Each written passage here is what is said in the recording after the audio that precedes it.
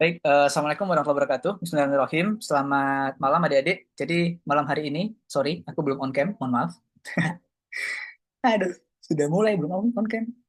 Oke, kita ulangi lagi ya. Jadi malam hari ini kita akan membahas mengenai interpretasi status gizi pada anak ya. Seperti itu.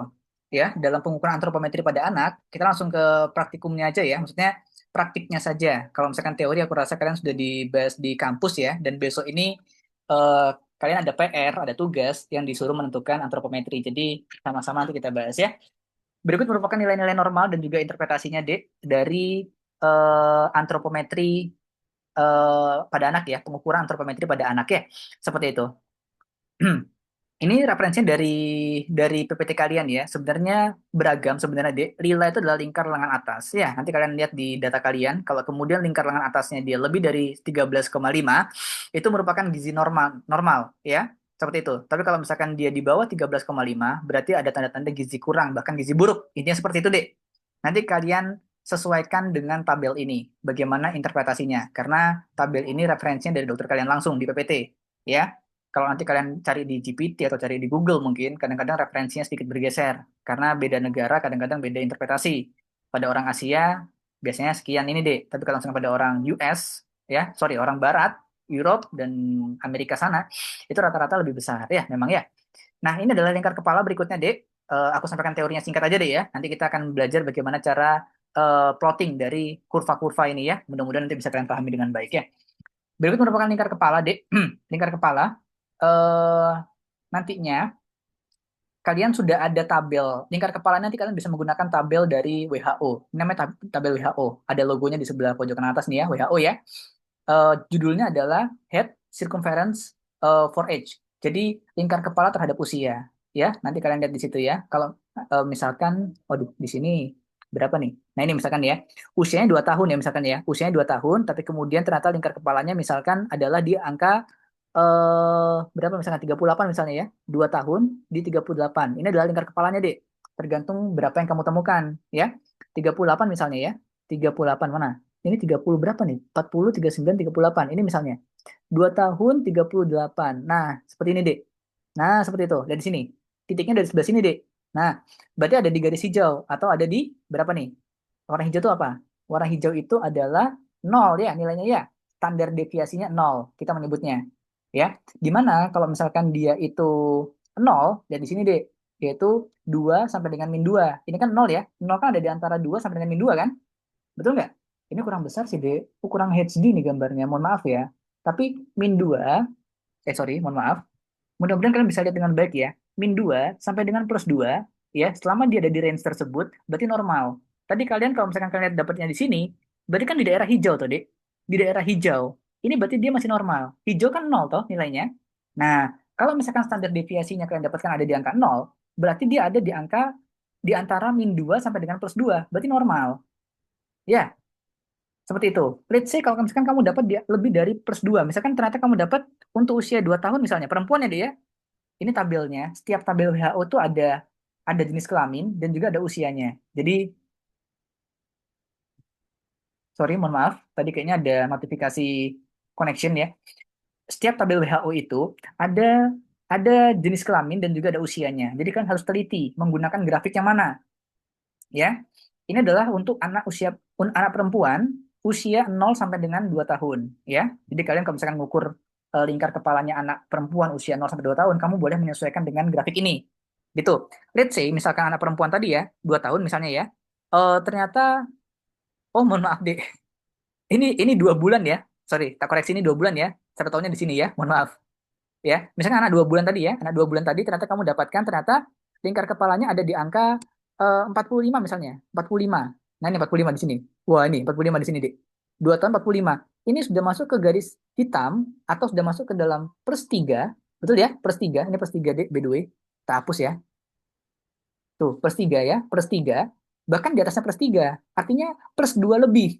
Seandainya dia ada di angka plus 2 lebih, bahkan plus 3 lebih tadi pada perhitungan, itu kita maksudnya adalah overweight atau makrosefali. Ya, seperti itu. Sorry, kita pakainya gini aja deh. Kita pakai yang sebelah sini ya. Kalau misalkan untuk kepala ya deh ya. Berarti dia maksudnya makrosefali. Artinya lingkar kepalanya kegedean. Ya, itu terjadi pada bayi-bayi yang mengalami ya pembesaran lingkar kepala ya, misalkan pada pasien-pasien dengan hidrosefalus, banyak cairan di dalam kepalanya. Ya, seperti itu. Itu kita menyebutnya hidrosefalus. Ya, gitu. Jadi kalau nanti pasien kalian ada yang ternyata lebih dari berapa namanya dua standar deviasinya, berarti pasien kalian ada makrosefali. Ya, begitu juga dan seterusnya, deh. Ini merupakan interpretasinya. Nanti coba kita terapkan pada pasien kalian ya, agar kemudian nanti kalian bisa membaca. Oke, Dek. Felda, Nanot, bisa dipahami? Iya, dokter. Bisa ya? Jadi gampang aja, Dek. Selama menggunakan grafik WHO, jujur aja gampang. Ya, tapi kadang-kadang nanti ada beberapa pasien yang kita perlu menggunakan grafik CDC. CDC itu merupakan standar dari Amerika sana, dan itu agak sedikit merepotkan ya. Tapi kita belajar ya, it's okay. Berikutnya adalah nilai normal untuk tinggi badan atau panjang badan. Ya, panjang badan, istilah panjang badan itu kalau misalkan pasien kalian di bawah 2 tahun, Dek. Jadi dia masih masih pakai panjang badan atau notabene masih belum bisa berdiri. Makanya tidak bisa kita sebut dengan tinggi. Tapi kalau misalkan pasien kalian sudah bisa berdiri tegak atau lebih dari 2 tahun, rata-rata sudah bisa berdiri tegak lebih dari 2 tahun, kita menyebutnya tinggi badan. Ya, jadi sebenarnya ini adalah korelasinya sama, deh. Sebenarnya menunjukkan menunjukkan panjangnya, tapi panjang itu adalah istilah untuk ketika dia itu horizontal atau tidur. Tapi kalau misalkan tinggi itu ketika dia vertikal. Artinya kalau dia sudah bisa berdiri atau lebih dari 2 tahun, kita menyebutnya tinggi badan. Ya, gitu. Oke, sama juga nanti pakai standar deviasi dari WHO ini, deh. Sama ya. Misalkan kita kasih contoh lagi deh ya. Misal untuk anak laki-laki ya, lagi-lagi grafik WHO itu kalian sesuaikan jenis kelaminnya, warna biru untuk laki-laki biasanya ya, dan juga usianya. Sesuaikan itu karena ada tulisannya di grafiknya. Ya di sini misalnya ada anak laki-laki usia misalkan let's say 1 tahun misalnya ya, 1 tahun misalnya. Terus habis itu ternyata kamu menemukan panjang atau tinggi badannya. Kalau 2 tahun berarti masih panjang deh ya. Panjang badannya, misalkan kamu temukan adalah 70 misalnya. 70 nih, di sini nih. 70 ya, 70 untuk 1 tahun nih. Nah, di sini misalnya. Betul ya? Takut meleset aku. Nah, ini 70 sampai 1 tahun. Berarti dia ada di antara -3 dan juga -2 titiknya. Betul nggak? Nah, sekarang kita interpretasikan. Bagaimana interpretasinya? Kalau ada di antara -3 dan juga -2. Nih, -3 sampai -2 berarti interpretasinya adalah pendek ya atau stunted. Paham ya? Jadi ini merupakan interpretasi terhadap tinggi badan. Tinggi badan interpretasinya ada normal, ya. Kalau kalau dia kalau dia itu di bawah normal, namanya stunted atau pendek. Jadi stunted itu bukan istilah gizi. Nanti kalian mengenal ada istilah berat badan, tinggi badan, dek, atau panjang badan ya sama saja, dan juga gizi. Gizi itu bukan tinggi badan, bukan berat badan. Gizi itu adalah perbandingan berat badan per tinggi badan, itu gizi. Ya nih, BB per panjang badan atau BB per TB itu adalah gizi. Jadi kalian harus clear dulu mengenai definisinya. Jadi panjang badan itu diagnosanya adalah normal, pendek, atau sangat pendek, atau severely stunted, atau tinggi kalau kelebihan. Ya, seperti itu. Nggak ada berat badan, nggak ada berat badan. Misalnya kamu bilang berat badan ya, berat badannya ternyata underweight, nggak nyambung. Berat badannya ternyata gizi baik, nggak nyambung. Diagnosa atau interpretasi gizi baik, gizi lebih, kurus, dan lain sebagainya, itu mengarah pada status gizi, bukan interpretasi terhadap tinggi. Jadi interpretasi terhadap tinggi, lihat di sini, Dik. Dan interpretasinya menyesuaikan standar deviasi yang tadi kalian dapatkan pada kurva. Oke, tinggi badan. Clear kira-kira, Vel dan Anot? Iya, dok. Oke. Berikutnya adalah, apa nih? Loh, berat badannya mana? Sih, kok tahu-tahu sudah masuk ke. Oh, berat badan ya, ini berat badan ya. Ini berat badan ya, Dek ya. Berat badan, nanti berat badan diagnosanya ada 4 juga sama, Dek. Ada 4 ya. Ada berat badan normal, kalau misalkan kekurangan namanya underweight, kalau kurang sekali namanya severely underweight. Ya, jadi kalau kalian nggak ada berat badan stunting tuh nggak ada. Berat badan stunted tuh nggak ada. Stunted itu adalah istilah untuk pendek atau istilah untuk tinggi badan atau panjang badan. Dan juga nantinya kalau misalkan berat badannya lebih, kita menyebutnya berat badan lebih, Dek. Ya, gitu. Itu adalah diagnosanya. Ya, ini nanti kamu lihatnya dari Z-score. Z-score-nya dari mana? Ya, lihat dari sini deh. Ini loh Z-score, standar deviasinya itu loh. Namanya Z-score. Ya, nanti kalian tentukan. Gampang aja, tinggal narik garisnya aja kalau misalkan grafik WHO. Sekali lagi, Kalau WHO aku rasa nggak ada masalah, karena gampang aja. Coba kita terapkan ya pada pasien ya.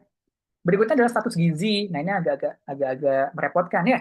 Status gizi, kalau misalkan anaknya itu berada di usia 0 sampai dengan 2 tahun, kamu pakainya grafik WHO. Pakai yang seperti ini deh. Nih, pakai WHO. Kalau misalkan dia 0 sampai dengan 2 tahun. Tapi kalau misalkan dia lebih dari 2 tahun sampai dengan 5 tahun, ya, itu kalian menggunakannya eh sorry, mohon maaf. Ada beberapa referensi yang gini deh, mohon maaf. Kalau 0 sampai dengan 2 tahun wajib pakai WHO. Ya, tapi di Indonesia 0 sampai 5 tahun masih pakai WHO. 0 sampai 5 tahun gitu aja ya. Kita ganti aja ya. 0 sampai 5 tahun gitu aja. Sorry. 0 sampai dengan 5 tahun. Nanti kalian kalau misalkan nanti pas lagi di kampus kalian boleh pakai patokan dari interpretasi yang tak buatkan ini ya. Supaya nanti kalian mudah mendiagnosa. Sorry, 0 sampai dengan 5 tahun ya. Ya, 0 sampai dengan 4 lah ya. Soalnya ini eh, 0 sampai dengan 4. Nah, gitu ya. Nanti kalau misalkan 5 tahun ke atas, kalian pakainya grafik CBC, ya, seperti itu. Jadi status gizi itu adalah perbandingan berat badan per tinggi badan, namanya status gizi, ya. Nanti status gizi itu interpretasinya ada kurus, ya. Sorry, ada gizi kurang, ada normal, ada gizi buruk, ya. Terus ada overweight, ada apa namanya, ada obesitas. Itu merupakan interpretasi atau diagnosa terhadap gizi. Nggak ada tingginya ya, tingginya overweight tuh, nggak bisa. Karena overweight itu adalah istilah untuk status gizi. Jelas ya sampai sini ya. Nah, sekarang status gizi ini bisa kita dapatkan dari dua grafik. Yang pertama grafik WHO untuk usia 0 sampai dengan 4 tahun dan juga grafik CDC untuk usia lebih dari eh lebih dari 5 tahun ya. Sorry. Eh 5 tahun atau lebih gitu ya bahasanya ya. Aduh, ininya salah lagi deh ya. Mohon maaf deh. Ini length for age atau panjang terhadap usia. Nanti kita update deh ya. Mohon maaf. Supaya kalian nanti bisa jadi untuk belajar. Kita hapus dulu nanti kita update lagi. Ya, kita carikan nanti tinggal tinggal narik juga interpretasinya lihat di sini deh kalau pakai WHO atau sebentar deh tak carikan dulu, wait 1 minutes. BB per TB WHO, mudah-mudahan ada ya. Kalau misalkan kalian lihat di mana namanya, kalau kalian lihat di dalam file yang tak kirimkan ke kalian itu, file PDF itu yang di grup itu sudah ada lengkap ya, sudah ada sudah ada apa sih namanya, sudah ada lengkap dari WHO maupun CDC. Jadi kalian tinggal lihat dari situ aja. Nah ini loh dek gambarnya. Nah, mari kita jadikan satu ya. Let's say di sini misalkan untuk anak usia 0 sampai dengan 2 tahun. Let's say kamu punya data BB-nya si anak misalkan berapa, Dek? 0 sampai dengan 5 tahun. Let's say BB-nya si anak misalkan berapa ya? Mau berapa, Dek? Ada ini enggak? Ada request enggak? 6 kilo BB-nya 6 kilo misalnya. Oke, 6 kilo. Tingginya berapa misal? panjang badannya dokter. Boleh, panjang badannya berapa? 64. 64. Usianya berapa? Usianya dia eh 5 bulan. 5 bulan. Oke, berarti masih dalam kriteria, sorry, 5 bulan. Berarti dia masih dalam kriteria ini deh ya, masih dalam kriteria boleh pakai WHO ya, karena usianya 0 sampai dengan 4 Iya, tahun ya, gitu. iya, Tapi pastikan bahwa grafik WHO yang kamu pakai adalah grafik untuk usia 0 sampai dengan 2 tahun, artinya masih dalam range si bulan lahirnya tadi. Karena nanti grafik WHO ada iya. yang untuk 2 sampai 5 deh. Jangan sampai nanti pasienmu 5 bulan, kamu sudah betul pakai WHO. Tapi ternyata WHO-nya untuk usia 2 sampai 5 tahun. Nggak sesuai. Paham ya maksudnya ya? Oke, ya di sini 6 kilo. Ya, mana 6 kilo? 6 kilo. Ini ada lagi sih sebenarnya kayaknya. WHO itu kalau nggak salah ada lagi yang lebih detail lagi ya. 0 sampai 1 nggak salah. 6 kilo. Nih 6 kilo ya. 6 kilo PB-nya berapa tadi? 64. 6 kilo. 6 kilo. 64 di mana sih? 64 tuh di sebelah eh 64, 61, 62, 63, 64. Sebelah sini deh ya. Sebelah sini. Kurang lebih di sebelah sini. Ya. Dan dia 6 kilo tadi ya, sorry. 6 kilo. 64, 6 kilo di mana sih, Dek? Nah, di sini, Dek. Betul ya? Berarti di sini toh. Sorry ya kalau misalkan nggak lurus ya. Nah, ini. Berarti di sini. Nah, lihat ini. Dia kenanya di garis apa nih? Di mana, Vel? Kenanya, Vel. Standar DPS ini berapa, Vel? Min 2 SD. Oke, min 2 SD. Sekarang masukkan ke dalam interpretasi, Vel. Min 2 SD. Nah, min 2 SD sampai dengan satu, berarti dia termasuk ke dalam, mohon maaf, min 2 SD sampai dengan satu, berarti termasuk dalam gizi baik. Berarti normal, Vel. Paham ya? Nih, Paham, dokter. oke, berarti ini normal. Gizinya normal. Itu interpretasi terhadap gizi. Ya, oke, alhamdulillah pasiennya Velda bisa pakai WHO yang notabene apa namanya sederhana ya. Oke, pasiennya Nanot usia berapa Nanot? Usia 6 tahun, hampir 7 tahun. 6, lebih tepatnya berapa? 6 tahun berapa? Bentar, sebentar dokter. Harus lengkap usia itu. Sebentar. Bentar, Agustus 2019 berarti 2019, 6 tahun, Agustus, 6 tahun. Bentar, bentar. Nggak apa. Aku dulu kalau misalkan jadi September, Oktober, pas November. masuk koas, sering meriksa pasien, aku sukanya nyari pasien yang masih usia grafik WHO ya, supaya nanti pas laporan sama dokternya gampang. Tapi ya sudah, kalau 6 tahun 7 bulan. oke, kita masukkan data ya. Laki-laki atau Ya, perempuan, Vel? perempuan. Aduh, perempuan lagi. Oke, maksudnya gini, ini grafiknya tak pakai laki-laki nih. Oke deh, Emang kalau perempuan lebih ribet kah dokter? Apa enggak, sama aja? sama aja. Cuman kemudian grafik yang sudah tersediakan ini kan grafiknya si laki-laki. Jadi kita harus cari yang grafiknya perempuan. Sebentar. Satu aja, Vel, pasienmu, Vel.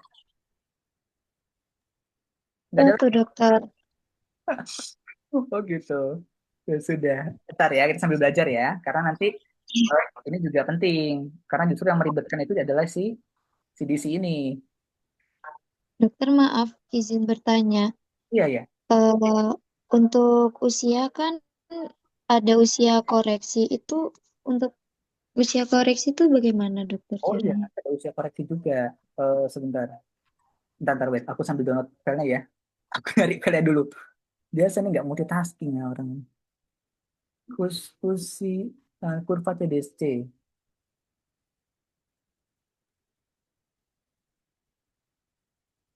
Dokter itu yang ada kurva pink di slide ke-6 itu nggak bisa pakai itu. Bisa, cuman nggak HD gambarnya, nggak ngezoom. Makanya Ah, sementara sih. kita harus detail garis-garisnya kan. Makanya aku perlu download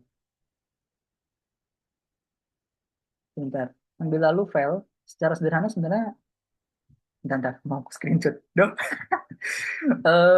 Siapa sih namanya? Koreksi itu artinya adalah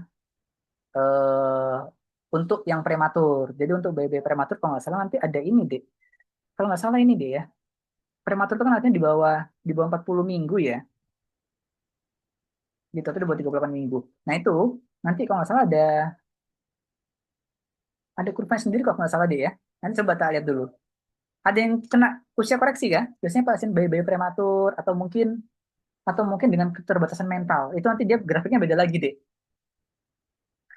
Dapatkan sekali ya.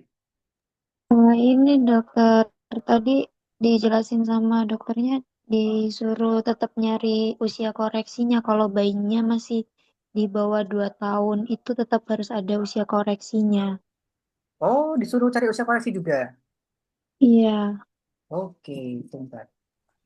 Vel, tapi kalau yang di atas 5 tahun nggak disuruh usia koreksi kan, Vel? enggak, cuman bayi usia koreksi itu cuman buat yang 2 tahun ke bawah. Kalau di atas 2 tahun udah nggak usah pakai usia koreksi katanya. Oke, thanks. Iya. Oke, oke, oke. Pak, ntar ya, sambil kita cari ya. Ada rumusnya tuh. Kalau nggak salah usia kronologis di kurangnya apa gitu, aku lupa. Nanti kita cari dulu ya, Pel ya.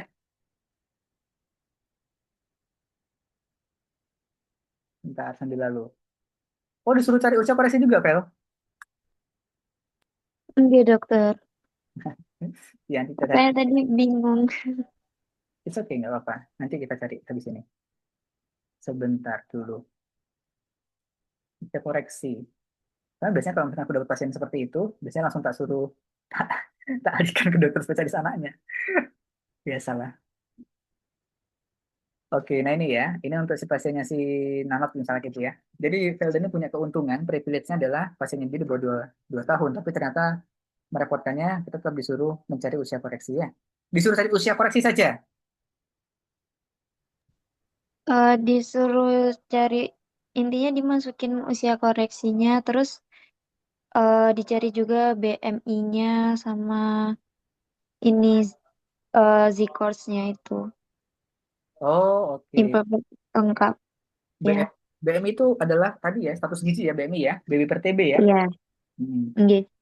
oke. BB per TB pangkat 2. BB per TB pangkat 2 itu untuk perhitungan untuk dewasa aku rasa. Tapi kalau misalkan nanti pakai ini, pakai grafik WHO, langsung aja kamu pakai ini aja file. Pakai grafik ini aja, disesuaikan nanti usianya berapa, Hmm. dapat usia koreksi, tinggal kamu tarik aja nanti. Ya, gitu ya. Oh, nggih, nggih. Oke, sebentar. Tadi aku mau ngapain? Oh iya, ini. Pasiennya, apa tadi Nanot? Berapa not ininya? TB-nya berapa? BB-nya berapa? Pasien namanya siapa? Mungkin dari awal. Identitas pasien siapa? Pasiennya, benar dokter. Pasiennya namanya Anissa Salsabila. Hmm, sebentar. Nah, Usianya terus usianya? 6, 6 tahun 7 bulan. Oke, 6 tahun 7 bulan.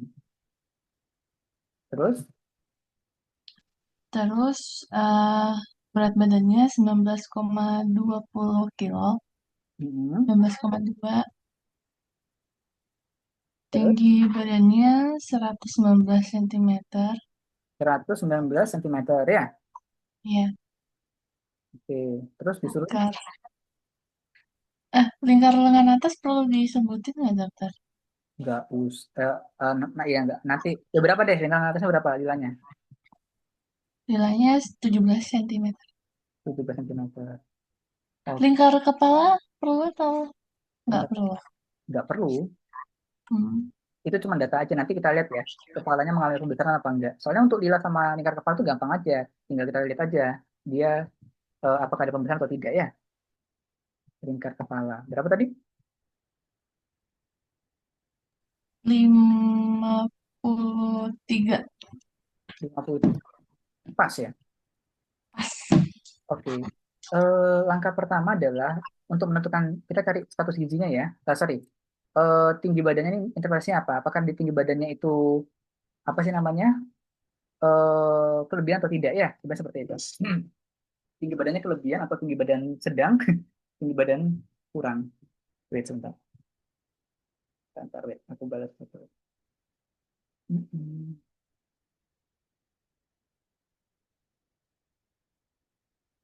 Oke, mana tadi? Sekarang kita lihat tinggi badannya dulu. Tinggi badan. Kita langkah pertama, nanot. Yang pertama kita harus tarik dulu di garis di kurvanya ini. Perempuan ya tadi ya. Insert mana nih garis. Oke, oke di sini ya.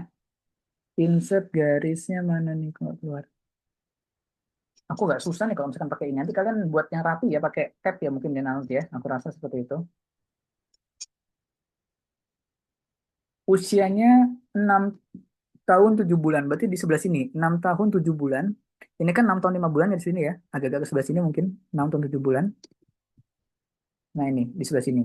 Ya, usianya 6 tahun 7 bulan. Nah, kita tarik garis panjang terlebih dahulu kayak gini. Nah, seperti itu. 6 tahun 7 bulan, terus habis itu berapa itu? Tinggi badannya 119. Kita lihat di sini, Dek. Kelihatan ya, Langat ya. Mudah-mudahan kelihatan ya. 6 tahun 7 bulan. 6 tahun di tengah-tengah, 6 tahun 5 bulan. Agak sedikit ke kanan, 6 tahun 7 bulan. Ya, seperti itu. Oke? Makanya harus detail, karena semakin bergeser angkanya, juga akan semakin bergeser eh apa namanya garis untuk grafiknya ya. Tinggi badannya adalah 119. Kita lihat di sini, 105, 110, 115, 119. Berarti kurang lebih di sebelah sini ya.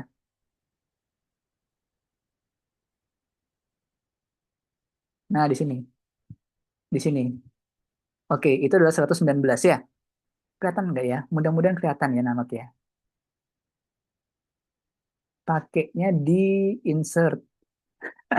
Agak-agak repot juga ya pakai kalau misalkan pakai ini. Aku biasanya pakai tab biasanya. Maksudnya karena bisa sambil digaris, bisa lurus. Nah, ini di sini nih Nanot. 119. Itu sih tinggi badannya. Sementara berat badannya, cek lagi di sebelah sini. Berat badannya berapa itu? Berat badannya 19,2. Di mana berarti ya? 19, 15, 15, 16, 17.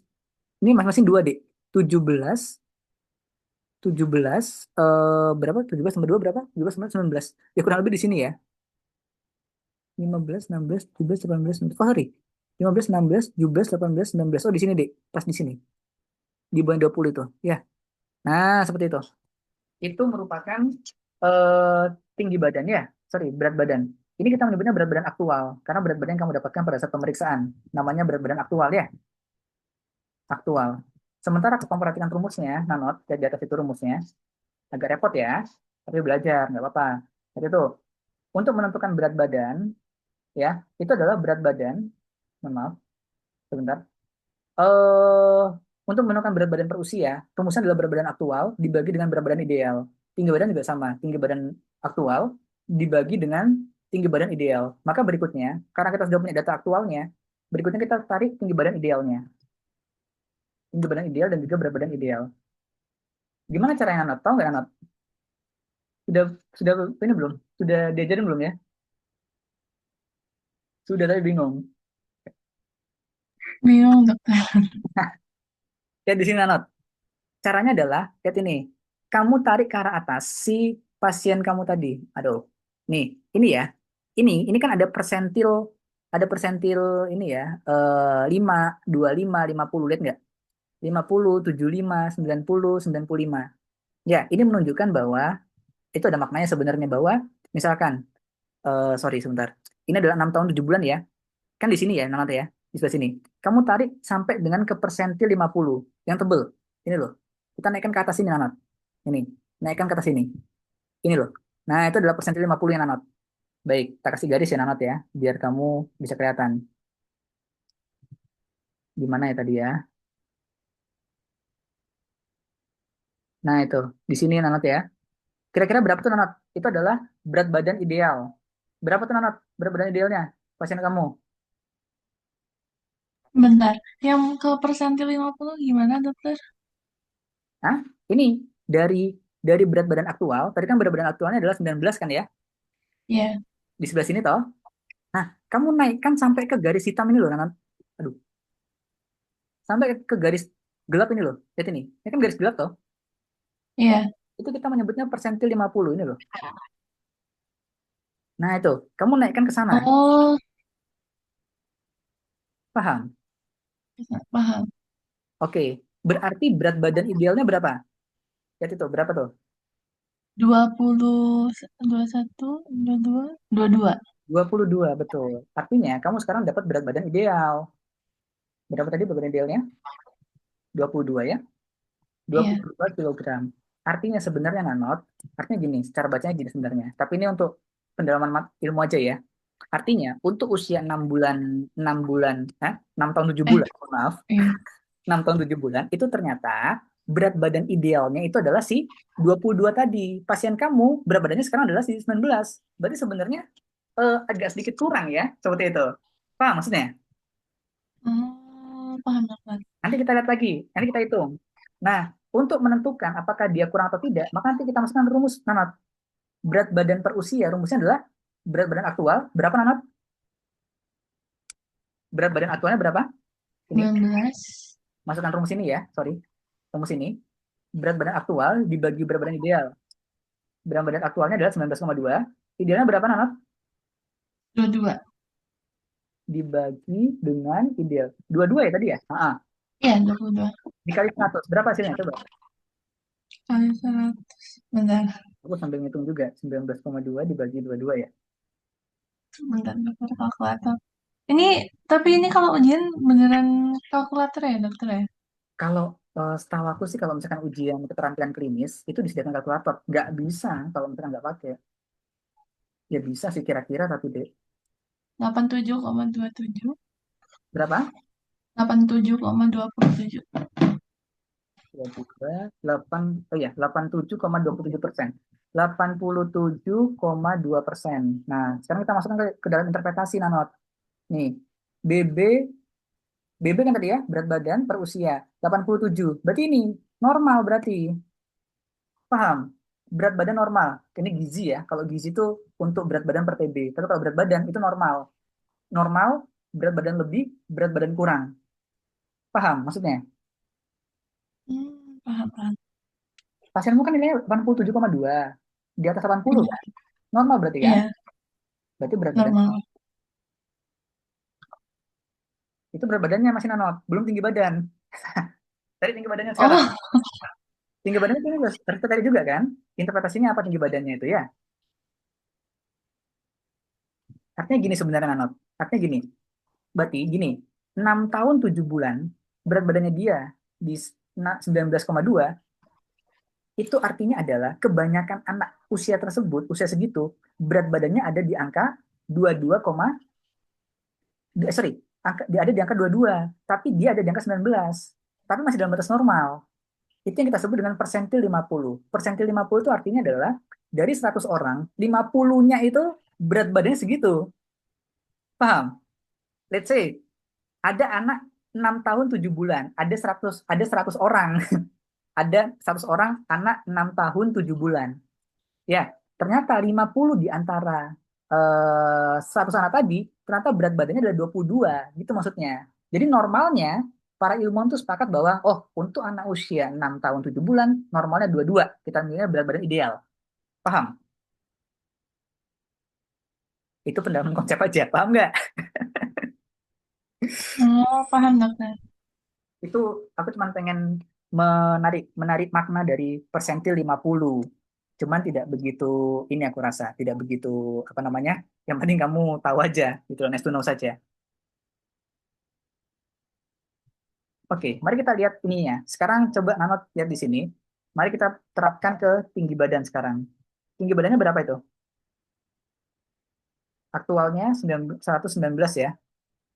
Oke, berarti tinggi badan idealnya berapa Nanot? Tarik ke persentil 50-nya, yang tebel. Tarik ke sini.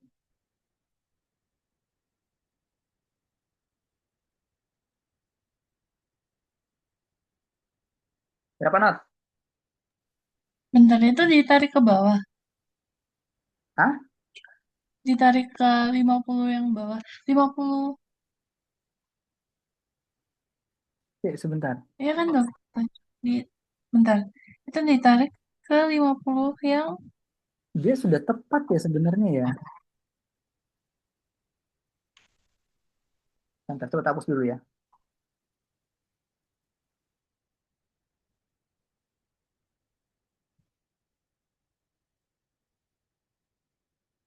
Dia sudah hampir tepat sih. Ini kita tarik ke atas sini sebenarnya. Ini loh. Di 120 ini loh kenanya.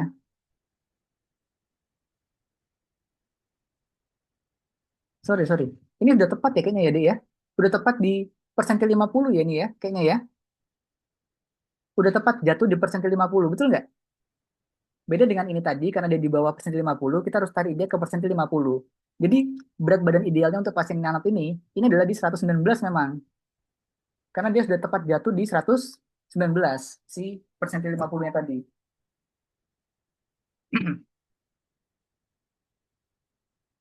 Iya, ini udah tepat, Dek. Udah tepat di 119, Dek, jatuhnya. Ya, paham, Nanot, kira-kira? Sudah kena di angka 119. Jadi tinggi badan idealnya adalah 119 cm. Ini kok sebel-tebel semua gede.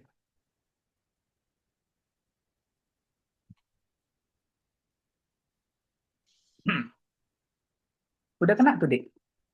Udah kena pas di persentil 50.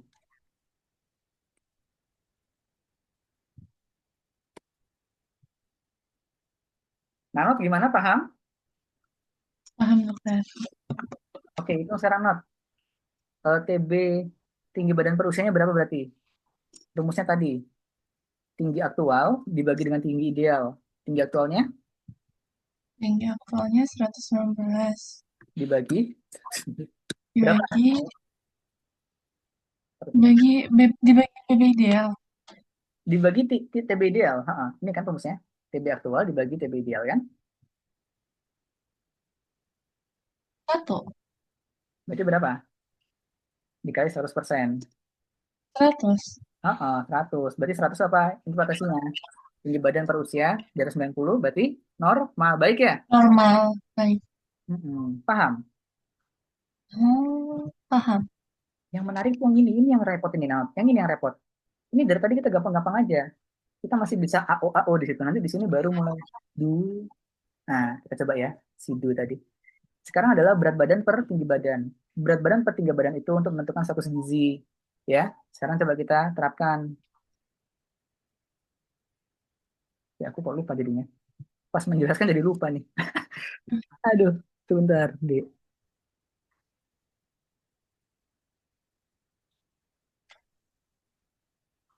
Bentar. Pasien yang ini menarik. Kita harus mencari yang namanya apa namanya? eh Usia per tinggi badan, Dek. Sorry, berat badan per tinggi badan. Berat badan berdasarkan tinggi badan ini loh. Berat badan ideal menurut tinggi badan. Kita harus cari itu dulu. Kita menyebutnya height, X, gitu ya. Usia tinggi badan. Caranya adalah gini. Dengan cara ini ini kebetulan contohnya ini jujur aja contohnya agak sedikit susah ya, tapi mudah-mudahan kamu bisa memahami nanti. Guys, kita caranya adalah menarik garis lagi ya, menarik garis lagi dari tinggi badan dari tinggi badan ya, tinggi badan. Kita tarik garis ke persentil 50. Jadi ke sini, sudah di sini. Sorry, kamu pasti bingung, Dek. Jadi gini, seandainya tadinya gini, Dek, seandainya tadi bergeser seperti ini ya misalnya ya. Atau gini deh, misalkan tadi tinggi badannya si pasien Nanot adalah segini misalnya, 115 misalnya. Misal deh, misal. Karena tinggi badan idealnya pasien Nanot itu sama seperti tinggi badan aktual. Ini agak sedikit sedikit tidak baik untuk pembelajaran ya, tapi baik untuk tugas karena lebih mudah ya. Ini, seandainya pasien Nanot 115 misalnya, maka kita harus naikkan dulu untuk mencari tinggi badan ideal. Kita naikkan ke sini berarti kan, Nanot? Ya, kita naikkan ke 119, itu adalah tinggi badan idealnya. Kalau pasien kamu 115, ya kita anggap pasienmu 115 deh. Berarti tinggi badan idealnya adalah di 119. Paham nggak kira-kira yang saya sampaikan? Bingung nggak, Dek? Nanot Pelda bingung nggak? Boleh diulang sekali lagi nggak dokter? Boleh dong. Jadi kalau misalkan pasiennya Nanot, anggaplah pasien Nanot 115, ya, tinggi badan tinggi badan aktualnya. Berarti tinggi badan idealnya berapa? Naikkan ke persentil 50 berapa? Naikkan ke sini berarti kan? 119. 119 betul, lihat ini. Di sini kan berarti kan kurang lebih ya. Ya. Di sebelah sini ya, ini ya. Nah ini di sebelah sini. Ya, di 119. Paham ya? Di sini lah ya. Nih. Nah itu adalah tinggi badan, itu adalah tinggi badan ideal. Idealnya pasien Nanot sekarang 115 nih. Berarti tinggi badan idealnya adalah 119 ya. Atau mepet-mepet 120 lah. Ini sama-sama aja sih sebenarnya. Ya, nggak merubah banyak hitungan. Paham? Paham ya? Gitu. Hmm. Nah, berikutnya adalah sekarang kita akan mencari berat badan, sorry, usia tinggi badan namanya. Atau kalau misalkan di beberapa referensi kita menyebutnya height X gitu, tinggi badan usia. Itu caranya adalah kita geser si garis ini, si garis panjang ke atas ini, Dek. itu ke arah sebentar, kita hapus dulu. Ke arah tinggi badan ideal. Jadi ke arah sini, Dek. Kita geser ke arah situ, garis ini. Ya, sekarang kita coba ya.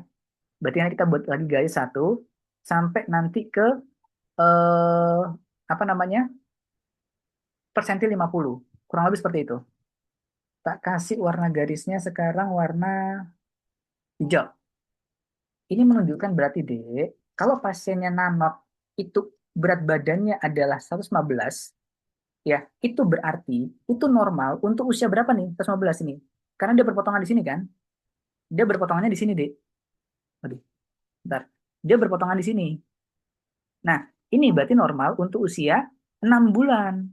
Sorry, 6 tahun. Jadi 115 itu, yang tadi tinggi badan aktualnya, itu eh, kita tarik garis dari, ini loh, kita tarik garis dari persentil 50 yang menyentuh dengan tinggi badan aktualnya, ini loh. Ini kan persentil 50-nya toh. Dia menyentuh di sini toh. Nah, ini kita tarik garis ke bawah, ke sana. Nah, ternyata untuk tinggi badan 115 ternyata itu adalah tinggi badan yang sesuai dengan persentil 50 untuk usia 6 bulan, 6 tahun, sorry. Nah, ini penting. Ini kita menyebutnya adalah usia tinggi badan kita menyebutnya. Atau kita menyebutnya height age. Memang agak ribet pas di sini, Dek. Jadi bersabarlah ya. Usia tinggi badan namanya.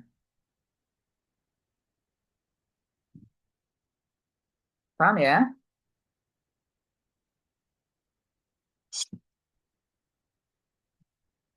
Oke. Paham not? Paham or not? Paham, Udah dokter. paham. Berarti usianya berarti berat badannya berapa tuh? Berat badan berat badan berdasarkan usia tinggi badan berapa berarti kira-kira di situ? Udah banyak kali garis, Dek. Sebentar. Ini tadi kan berapa berarti? 22. Eh, 22. 23. Dua 23. puluh. Eh, 20, 21, 22. Tadi ini garis apa sih, Dek? Aku jadi bingung. Garis apa tadi orang hijau itu? Nggak ada yang narik. Siapa yang narik itu? Oke, dari sini lah, Dek ya. Nah, ini 6 bulan gini. Nah, sekarang berikutnya adalah eh, dia lihat, lihat ini. Dia nyentuh di persentil 50 di angka berapa tuh berat badannya? Bersinggungan di angka berapa nih? Di sini, berarti kan titiknya kan? 22. 21. 21. 21 atas sini, Dek. Di sini. Kayaknya nggak nyentuh 20. Di sini, Dek ya, kayaknya ya. Ini loh, 20. 20 kayaknya, Dek. Ya, ini Oh, kita iya, enggak. kita menyebutnya berat badan ya per tinggi badan per usia tinggi badan gitu aja atau HH gitu ya. Berat badan ini bahasa teorinya. Berat badan ideal menurut tinggi badan ideal atau berat badan ideal menurut tak ganti aja deh menurut HH. Nah, gitu ya. Berarti ada di angka 20. Mari kita mari kita hitung sekarang. Berat badan aktualnya masukkan anot. Berat badan aktualnya, sorry, tadi kita pakai 115 ya. Berarti kalau misalkan 115, kan contoh tadi ya, karena kasus nanut nggak enak, dibagi dengan berat badan ideal berat badan ideal menurut XX tadi. Berapa berarti? 20. Eh, apa sih? Berat badan 19 deh, sorry. Berat badan aktualnya kan 19,2. Iya, iya, 19,2 kita masukkan misalnya. Lalu eh XX-nya adalah XX, kok XX?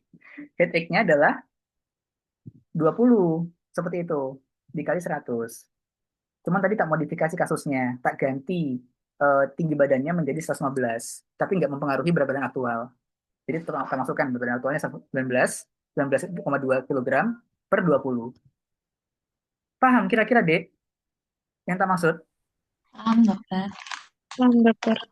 Oke, hitung kira-kira berapa itu? 19,2. Nah, ini tinggal nanti masukkan aja. Kayaknya 96. berapa? Siapa? 96. 96 ya? Normal nggak? Gizinya baik nggak? Baik. Oh, gitu. Nah, sekarang coba kita masukkan ke punya Nanot tadi. Punya Nanot tuh nggak enak kasusnya. Soalnya sama-sama Soalnya berat badan aktualnya sama dengan berat badan ideal. Jadi nggak baik untuk pembelajaran ya, tapi baik untuk tugas karena makin gampang. Nah, tadi kan kalau misalnya kita naikkan tadi nanot, tinggi badanmu itu adalah tinggi badan tinggi badan anak, anak yang kamu ukur itu adalah si 119 di sini ya, 119. Nah, di situ.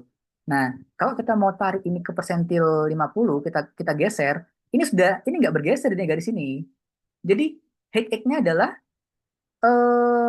headache-nya adalah ini deh 120 tadi sama atau 119.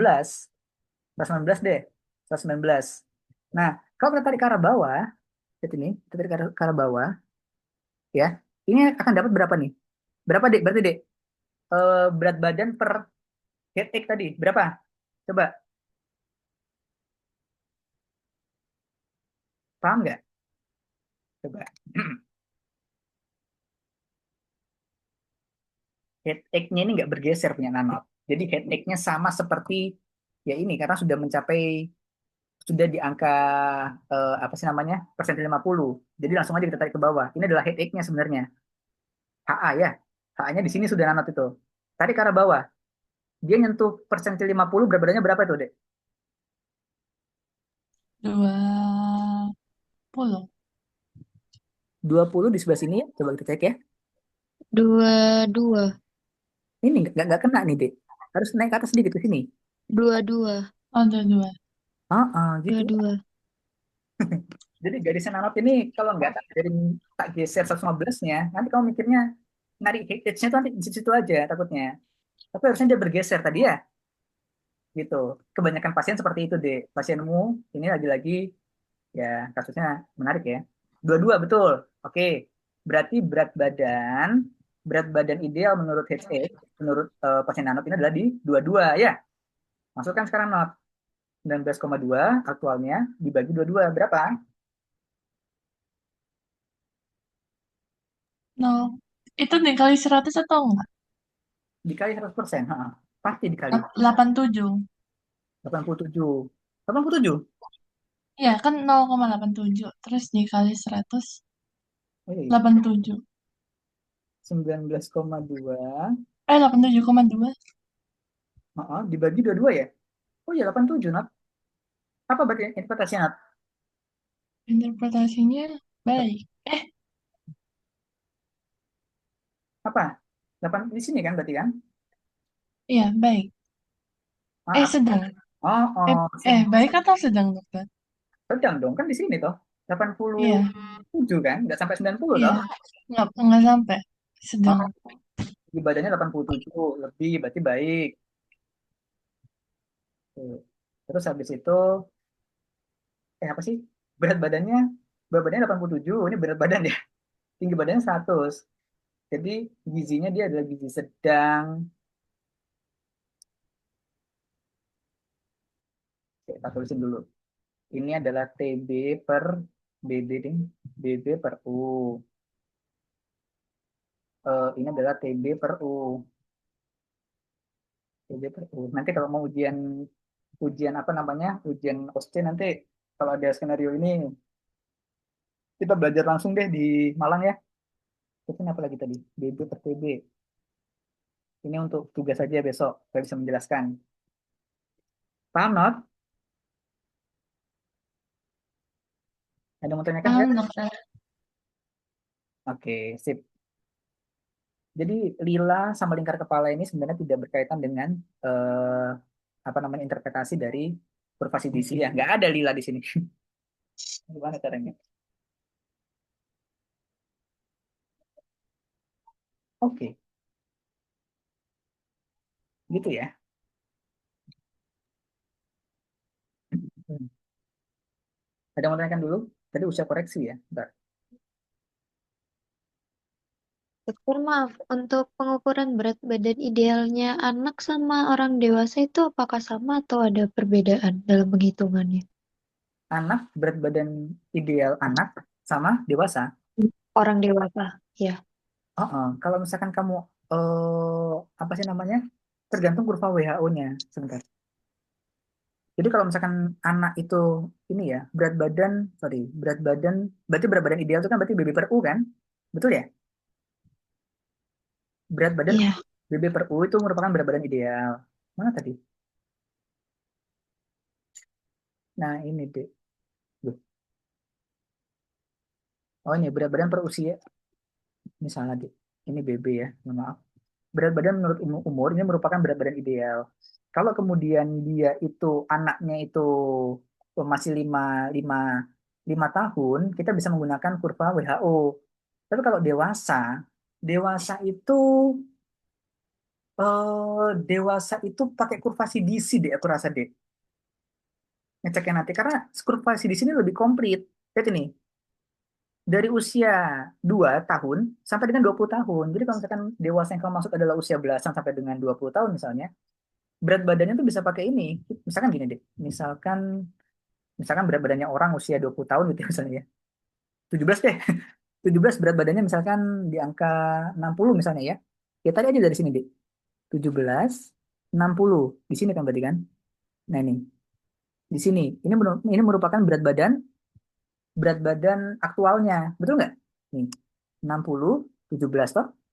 Nah, untuk mencari untuk menginterpretasikan kira-kira 60 kilogram untuk usia 17 tahun ini apakah berat badannya lebih normal atau kurang, ya kita pakai rumus ini. BB per U. BB per usia nih loh. BB aktual dibagi BB ideal.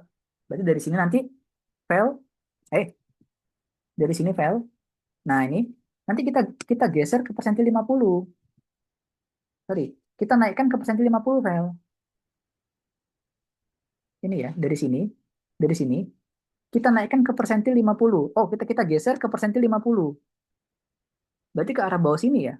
Nah, ini. Berarti dia arah ke bawah sini. Nah, berarti BB idealnya adalah di angka 50 berapa nih, Dek? 55 ya. Sorry. Iya, 51 lah ya. Jadi Hmm. 60 per 51. Paham, Vel, maksudnya, Vel? Oh, ya, dokter. Jadi berat badan aktualnya itu harus kamu geser. Entah naik, entah turun. Maksudnya, kamu gesernya secara vertikal ya, Vel ya. Nih, Hmm. 60 persentil 50 kan di bawah. Ya udah, vertikal yang penting. Tapi ke bawah nggak masalah. Berarti 60, BB idealnya adalah di angka, let's say 55 lah ya. Gitu. 60 per 55 berapa itu? Coba cari 60 per 55. Sorry, 55. Bentar, coba tak hitung sambil lalu. 109 ya, 109. Ya berarti di batas 80. Normal berarti baik. Ya iyalah baik, orang kelebihan kok. 50 orangnya, 50 orang berat badannya di angka 55, dia di angka 60 dengan usia yang sama. Berarti memang baik ya, bahkan lebih. Paham Iya, ya? dokter. Fel ya? Paham, paham, dokter.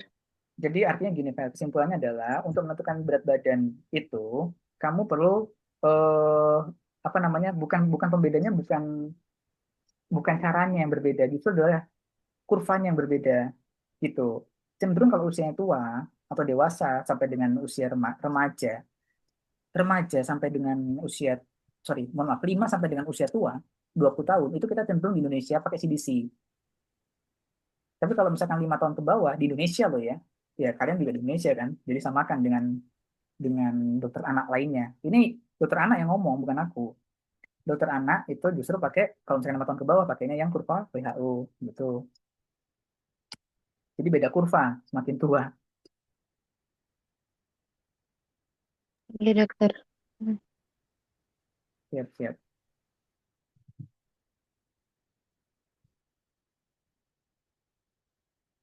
Oke. Tadi Fel, usia koreksi itu rumusnya adalah usia kronologis dikurangi 40 dikurangi usia kehamilan. Betul ya? Rumusnya ya. Kurang paham, dokter. Soalnya tadi beliau waktu jelasin itu cepet banget. Terus, kayak beliau, eh ya begitu. Kapan kapan sih dikumpulkannya, Fel? Besok, besok dokter, soalnya disuruh tugas video. Terus Hmm. ini ada interpretasinya. Nah, yang hitung-hitungannya itu yang masih bingung. Kalau ngukurnya tadi udah tinggal hitung-hitungannya aja yang masih agak bingung. Well, mau nanya itu yang tugas video itu maksudnya ininya tabel-tabel hitungannya sama interpretasinya juga di ini di videoin. Nah, kalau misalnya tadi dokterku dia mintanya ini, apa namanya, dihitung sekalian. Jadi eh interpretasinya itu sekalian dihitung. Jadi dokternya pengen tahu gimana Kak dapat hasil itu dari mana gitu. Hmm, kalau di aku nggak. Oke, terima kasih. Jam berapa Fel Ya. dikumpulkan Fel? Jam berapa besok? eh i- dokternya cuman bilang pokoknya sebelum dokternya tidak menerima malam. Jadi sebelum maghrib mungkin dokter. Oh ya sudah, oke oke. Ntar ya, aku takutnya ini deh. Aku takutnya eh apa lupa aku usia koreksi itu. Nanti tak cari dulu ya Vel ya. Takutnya sesat nanti. Tapi yang penting kamu tinggal koreksi aja ya Vel ya. Iya dokter. Nanti insya Allah ya pagi lah pasti tak kerjakan nanti. Maksimal siang. Ya aku sambil nanya dulu sama anaknya. Sudah lama aku usia koreksi Vel. Gak ada pasien anak ya. Dokter maaf, kan kalau di catatannya beliau tadi pagi itu kan ada BB per U-nya. Nah, yang BB per U-nya itu kan dia berat badan bayinya ini 8 kilo. Terus dapat minus 2 SD-nya ini lihat dari kurva atau bagaimana dokter? Usianya berapa tadi Vel ya? Sorry. Kalau yang di coretannya dokter tadi itu usia 11 bulan kalau nggak 11 atau 10 bulan. Terus BB per U-nya itu 8 kilo. Dalam kurung itu tadi beliau terlalu cepat jadi saya nggak tahu di ngubahnya ke apa terus tiba-tiba dapat minus 2 SD sampai nol. Oh, Itu dapat dari mana ya dokter? usia 11 bulan. Ya, Laki-laki perempuan perempuan laki-laki. 11 bulan. Berarti kita bisa pakai tabel ini ya. BB per Iya, sorry, ini panjang. BB per U-nya. Jadi kita bisa pakai yang ini. BB per U ini ya. Untuk laki-laki usia 11 bulan berarti masih masuk dalam range ini ya. Dari lahir sampai 2 tahun ya. 11. Iya, Berat badannya berapa? berat Sorry. badannya 8 kilo. Yang ini, Dik. Sorry, Dik. Yang ini, Dik, harusnya, Dik. 8 kilo ya. Iya, 8 kilo. 8 kilo ya. 8 kilo, usia 11 bulan. Ini tabel ini kurang bagus, Dek. Jadi semakin ini birth sampai dengan 5 tahun. Nanti ada lagi kayaknya. Birth sampai dengan 2 tahun tuh ada lagi kayaknya. Untuk berat badan per usia, BB per U. Jadi semakin detail, semakin semakin detail juga diagnosa kamu BB per U. Nah, coba kita pakai tabel yang ini ya. Sebenarnya harusnya nggak ada bedanya, cuman takutnya ada diagnosa yang sedikit bergeser. Semakin detail, semakin semakin bagus. 10 tahun. Ini nggak pas pula ini. 2 tahun. Oke. Ini per sampai garis ini sampai garis ini tuh 2 bulan. Berarti dia 8 bulan di sini ya? 11 bulan ya, Fel ya? 11 bulan. 11 atau 10 bulan begitu. Let's say 11 lah ya. 8. Iya, 8 berarti kurang lebih di ya di sini ya, dia ya. Nah, di sebelah sini. Ya, jatuhnya adalah di ya min min 2 SD. Cuman ini grafiknya kok kayak nge-glitch gitu ya. Min 2 jatuhnya. Berat, Heeh. berarti min 2-nya itu tadi dapat dari lihat di grafiknya itu ya dokter. Oh, oh, betul. Ah, ya, terima kasih dokter. Ya. Min 2 sampai 2 berarti apa tadi diagnosanya? Kalau BB, min 2 sampai dengan min 2. Sorry, min 2 sampai dengan 1, Ding. Apa nih diagnosanya? Sebelah kirinya apa? Berat badannya normal ya, berarti ya, Fel ya? Iya dokter. Ada lagi yang mau tanyakan? Enggak. Akhirnya bisa tidur dengan nyenyak ini ya, walaupun masih belum nyenyak untuk Felda ya. Sabar, Fel. Ini aku coba. Hmm.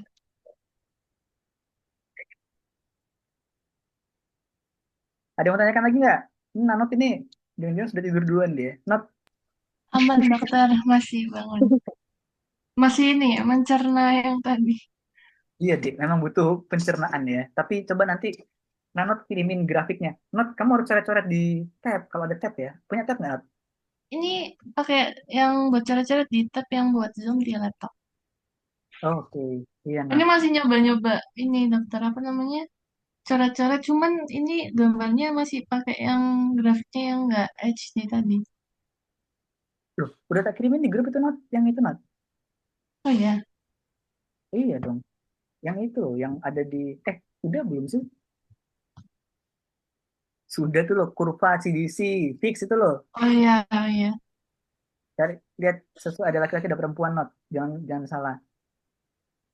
Ada lagi kira-kira Vel yang mau tanyakan, Vel? Ini dokter, untuk Apa? penambahan untuk penambahan yang pembagian yang BMI ini kan kalau sama beliau kan di jumlah BB per PB kuadrat. Terus itu kan tadi kalau dari contoh soal beliau kan eh, berat badannya itu 8 terus tinggi badannya dia itu kan 0,55. Hmm. Terus Hah? Tinggi eh, badannya berapa? tinggi badannya ini kan diubah jadi meter, dokter. 55 Oh, 55 tunggu. ya, ya, oke, oke. Tinggi badannya 55 cm ya? Ya, diubah jadi meter. Iya, Jadi 0,5. 0,55. Nah, Terus hasil akhirnya kan jadinya 26,67. oh, oh. Terus itu ada hasilnya lebih dari 3 SD itu dapat dari mana, dokter? Lebih dari 3, SD. usianya berapa, Dek? Sorry. Yang tadi dokter sama yang usia 11 bulan tadi itu. Oh, jadi beliau pakai pakai dua rumus berbeda ya? Gitu kah? Beliau pakai satu contoh soal terus dijabarin begitu dokter. Jadi kayak BB per U-nya dulu terus habis itu PB per U, BB per PB, pokoknya terus sampai yang BMI itu. Kemudian yang pas di BMI itu hasil akhirnya itu dia dapat 26,67 kg. Terus dia sama dengan lebih dari 3 SD. Nah, 3 SD-nya ini dari mana? Lebih dari 3 SD dapat dari mananya itu yang saya bingung. Coba kita masukkan dulu ya, Nanut ya. Nanut. Apa namanya? Vel. Jadi beliau itu sebenarnya untuk BB per TB-nya, coba kita BB per TB. Tadi usianya 11 bulan ya? Iya, dokter. Oke. Berarti dia bisa pakai kurva WHO nggak untuk BB per TB-nya? Vel, boleh nggak? Bisa, dokter. Oke. Eh, Coba. Bisa dong. Kan 0 sampai 11 kan? iya. Bisa ya? Not ya? Not. Bisa. Vel.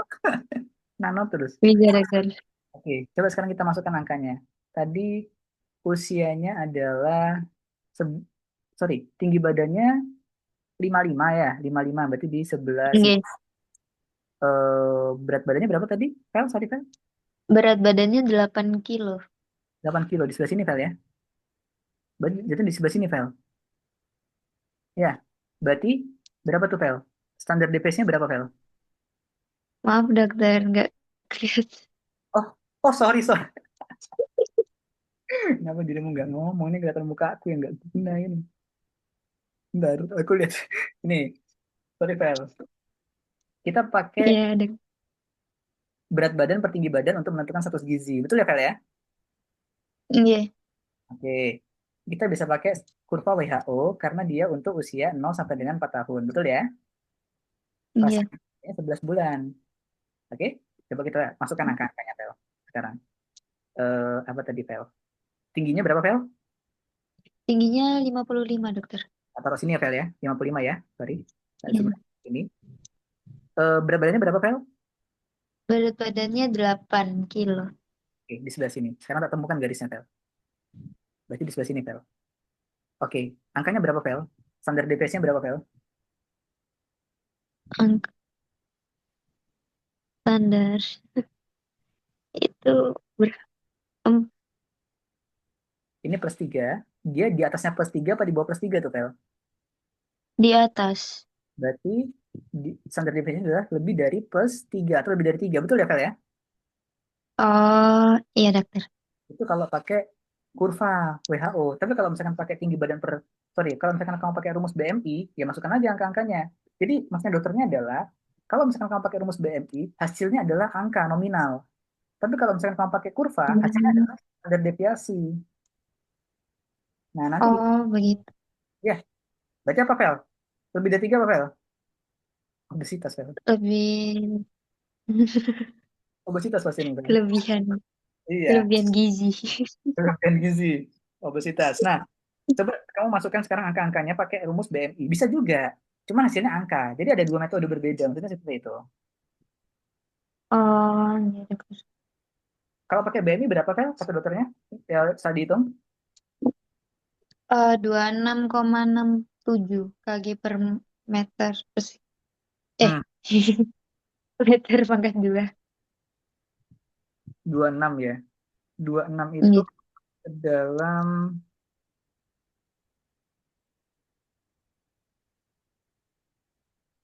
Berarti sama sama saja kan dokter kalau mau pakai yang versi ininya langsung lihat ke kurva sama yang hitungan. sama sebenarnya. Cuman memang biasanya kalau pakai kurva ini dia cenderung lebih detail dan lebih diperuntukkan untuk anak-anak. Oh, gitu. Ini memang metode yang dokter anak, dokter anak. Jadi kalau misalkan usianya masih muda cenderung pakai kurva. Tapi kalau misalnya kita pakai BMI, ya angkanya juga harusnya mendekati ya. Ini tak lihat di sini, kalau misalkan 26 itu masuknya ke dalam overweight. Overweight, Hmm. betul ya? Iya. Overweight ininya, apa sih namanya interpretasinya. Nah, artinya memang ya secara bersamaan mereka menunjukkan eh, si si bayi ini overweight atau bahkan obesitas. Tapi cenderung lebih detail pakai kurva karena pada kurva ini diagnosanya justru obesitas lebih tinggi. Paham? Hmm. Kalau kamu pakai diagnosa dari TB BB per TB, ya kamu cuma mendiagnosa, oh bu, anak ibu overweight. Overweight kan ya sudah sih. Tapi kalau obesitas tuh beda beda terapi sudah. Justru harus pakai kurva agar kemudian lebih detail. Oh, overweightnya sampai tahap obesitas bu, gitu ya. Oh, gitu. Oke oke. Ada lagi, Pel? Untuk yang Z-score-nya ini kan kalau di contohnya beliau dari BB-nya kan 8 terus dikurang sama 9,2 ini dapat dari mana dokter? 9,2. Ya, kan mencari apa Z-score-nya itu terus di situ ada dalam kurung 8 dikurangi 9,2. Apakah dia pakai tabel-tabel itu? Kalau Z-score tuh angka tadi. SD itu namanya Z-score, ambang batasnya. Tapi kalau 9,2 ya dari mana ya? Mungkin koreksi ya. Coba nanti Orang tahu dokter. ini apa? Ada screenshotnya nggak, Pel? Ada itu dokter di chat ada coret-coretannya. Saya kirim. Oh, di PC. Ada di ini dokter di Zoom di chat Zoom. Nah, sebentar. Aku nggak lihat. Oh, oh, wait, wait. Yang sebelah kanan yang bayi. 9,2. Iya, 9,2. Wait, masih mencari. Mas ada 9. di ujung. Oh, Ada iya. di ujung bawah. Aduh, apa nih maksudnya nih? BB per U-nya 8 kilogram. Oke, BB per U-nya min 2 standar deviasi. Coba kamu masukin nanti angka-angka itu, Pel. Ke dalam kurva Iya, BB per U itu dapatnya min 2.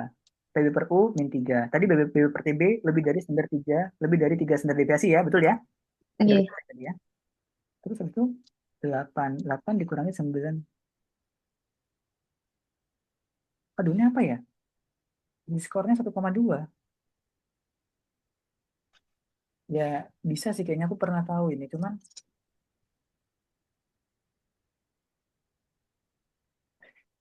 ini Dokter, Z-score itu dipakai di CDC juga. dipakai. Standar deviasi, standar SD itu namanya Z-score. Hmm, Berarti bukan buat bayi aja ya, Dok? Bukan buat bayi aja. Betul. Kalau kamu lihat di grafik yang tak kirim di grup itu ada sampai usia belasan itu. Jadi remaja pun bisa pakai itu. Cuman grafik kurvanya itu berbeda. Waduh nih, ini juga jadi PRD. Sebentar deh ya. Aku coba konsultasi dulu ya.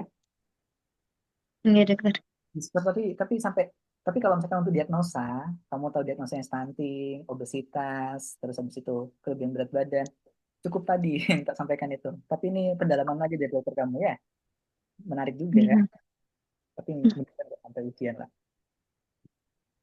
Oke, oke. Oke ya.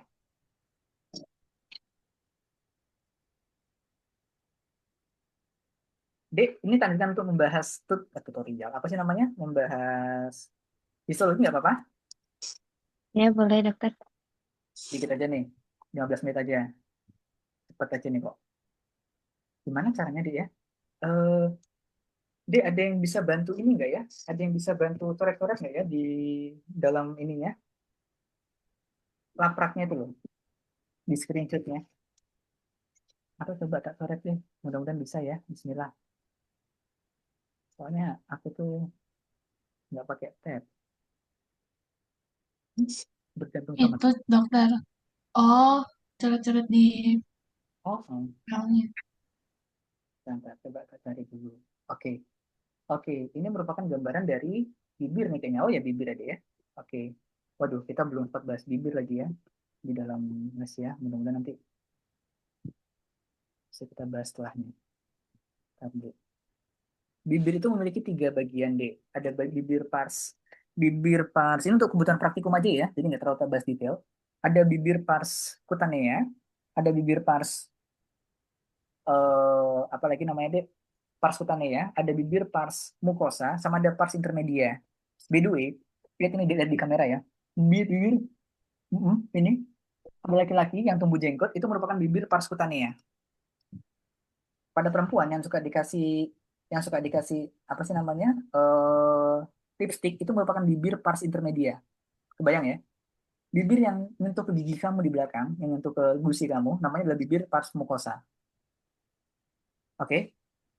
Nah, kalau kita lihat di sini, Dek, di bagian sini, bibir pars mucosa, sorry, bibir pars cutanea, itu di bagian dalam ini. Ini, ciri khasnya ada folikel-folikel rambut. Jadi ini loh, ini adalah folikel-folikel rambut ini. Ini folikel rambut namanya. Jadi kayak ada apa? Ya, ini kayak ada lubang-lubang gitu loh, Dek. Jadi nggak rata gini. Ini ini lapisannya, toto ada yang jeblok ke dalam gini loh.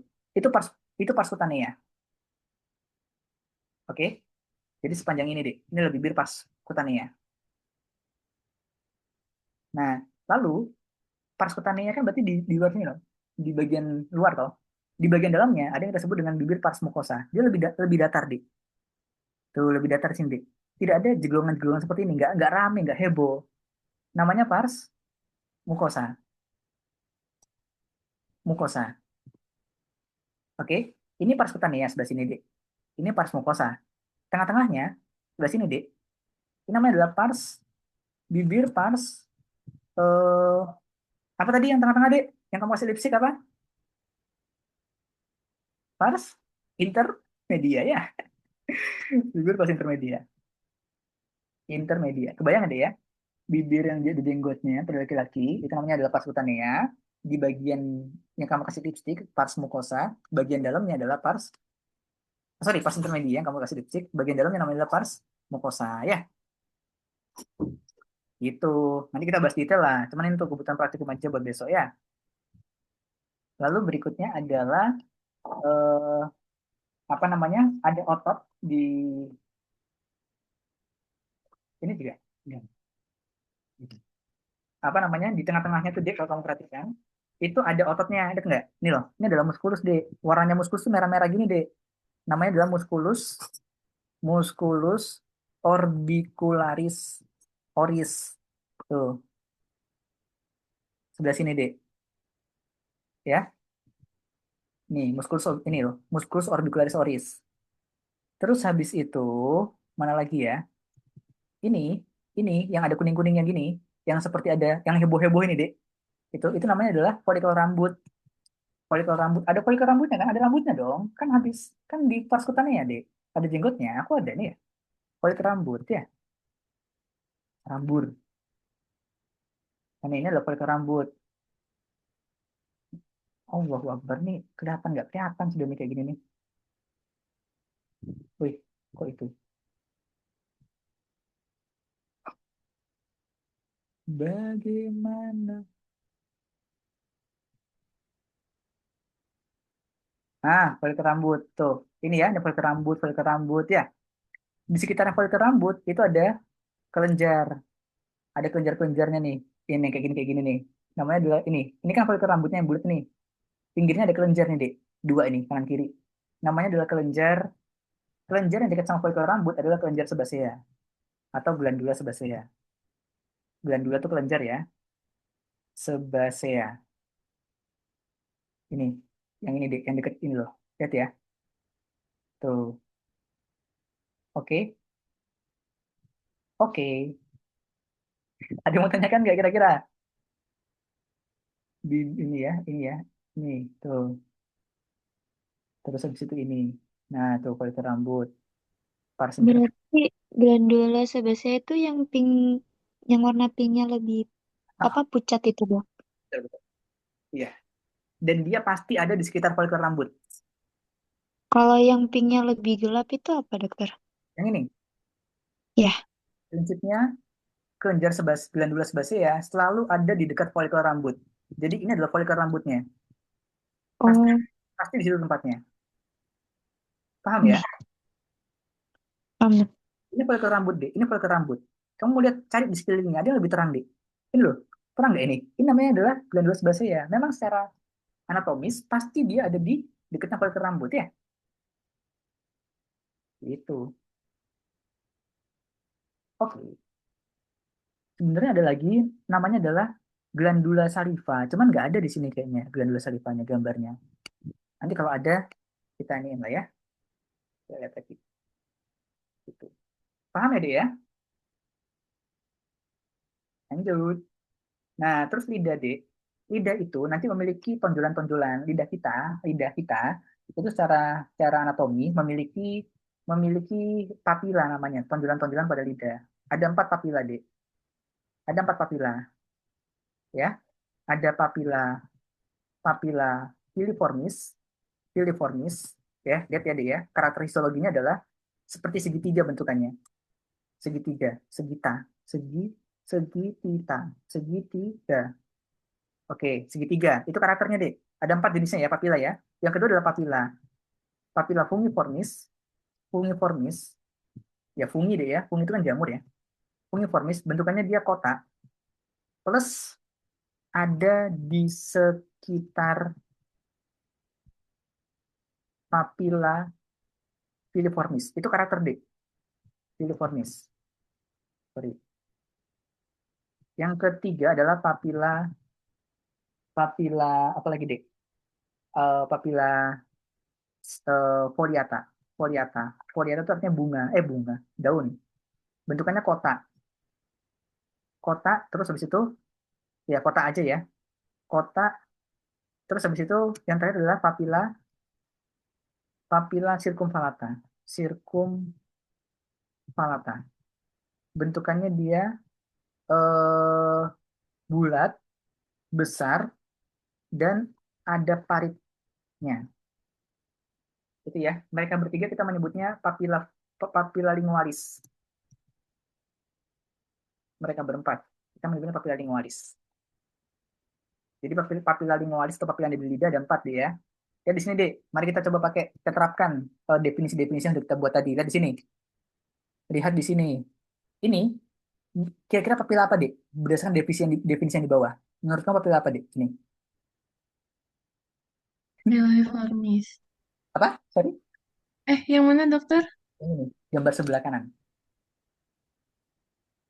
Hmm, piliformis. Filiformis. Ya, betul. Kayak segitiga loh, tajam-tajam, Dek. Paham ya? Tajam-tajam nggak jelas memang sih. Jujur aja nggak jelas. Tapi memang seperti itu bentukannya. Tajam nggak jelas ya. Papila filiformis. Formis. Papila filiformis. Oke. Nah, yang sebelah kiri kira-kira apa, Dek? Menurut kamu? Sebagai fungiformis. Papilla fungiformis. Terus habis itu yang lainnya ada yang belum dapat? Kalau sudah dikasih tahu, yang ada yang baru pendapat berarti salah itu ya. Hmm. Eh Apa? itu apa ya? Betul. Sirkumvalata. Circumvallata, Dek. Kenapa seperti itu? Ini loh, Dek. Ini yang tak sebut bentukannya dia bulat besar dan dia itu ada paritnya. Lihat nggak ada paritnya? Ini loh paritnya, Dek. Gitu. Jadi kalau misalkan Oh, papilla fungiformis itu ya oke lah kita boleh berspekulasi adalah papilla fungiformis. Tapi karakteristik keduanya adalah ada di sekitar papilla filiformis. Artinya harusnya kamu melihat bentukan-bentukan seperti tajam-tajam di sekitarnya. Tapi sini nggak ada deh rata. Jadi papilla fungiformis itu gini. Ini papilla filiformis, filiformis, toto kotak di sini. Filiformis, filiformis. Ini fungi berarti namanya. oh, Jadi kalau di antara tajam-tajam kamu lihat ada kotak, itu berarti fungi. Tapi kalau misalkan foliata, dia kotak memang, sama seperti fungi. Tapi foliata itu kotak di antara kotak, gini. Jadi kotak semua, karena kirinya kotak. Itu foliata sudah. Walaupun bentuknya mirip dengan fungi. Kalau ini sedikit bulat deh. Dia membulat, tidak kotak bentukannya. Dan ada paritnya. Udah itu circumvallata. berarti ada ruangan kosongnya itu ya, dokter? Pasti ada. Pasti ada.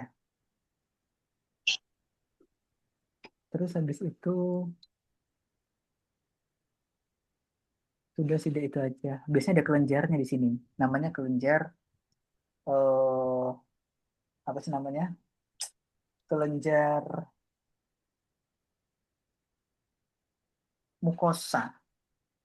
Sorry, kelenjar serosa. Gambarkan dan tunjukkan asinus serus, asinus mucus, demilun. Oke. Asinus serus, serus itu warnanya gelap. Ya, kalau asinus serus, karakteristiknya warnanya gelap, Dek. Gampang toh. Histologi gampang, deh. Nanti kalian belajar sama aku lagi histologi, tenang aja. Kita ajarin caranya. Warnanya gelap. Ya, kalau asinus mucus, warnanya terang. Ya, kalau misalkan Demilun of Januzzi, Demilun of Januzzi namanya nih. Oh ini Januzzi. Nanti kita lihat gambarnya nanti dulu. Yang penting tahu terang gelapnya dulu, Dek. Tuh. Oke, Dek. Lihat ini. Mana yang ini kiri ini kanan. Mana yang asinus, mana yang mukus? Kiri kanan. Definisinya ini. Yang kiri dia serus, yang kanan mukus. Asinus mukus. Tuh, paham ya? Gampang toh cara membaca kelenjar. Gelap serus, terang mukus. Amin. Paham deh ya? Kalau misalkan kamu bayangin Hmm. dalam satu kelenjar ada terang gelapnya, seperti ini misalnya. Lihat ini. Ini terang deh. Di bagian tengahnya terang. Bagian luarnya gelap. Lihat nggak? Tengahnya terang, bagian luarnya gelap. Itu berarti menunjukkan bahwa bagian tengahnya itu merupakan asinus mucus.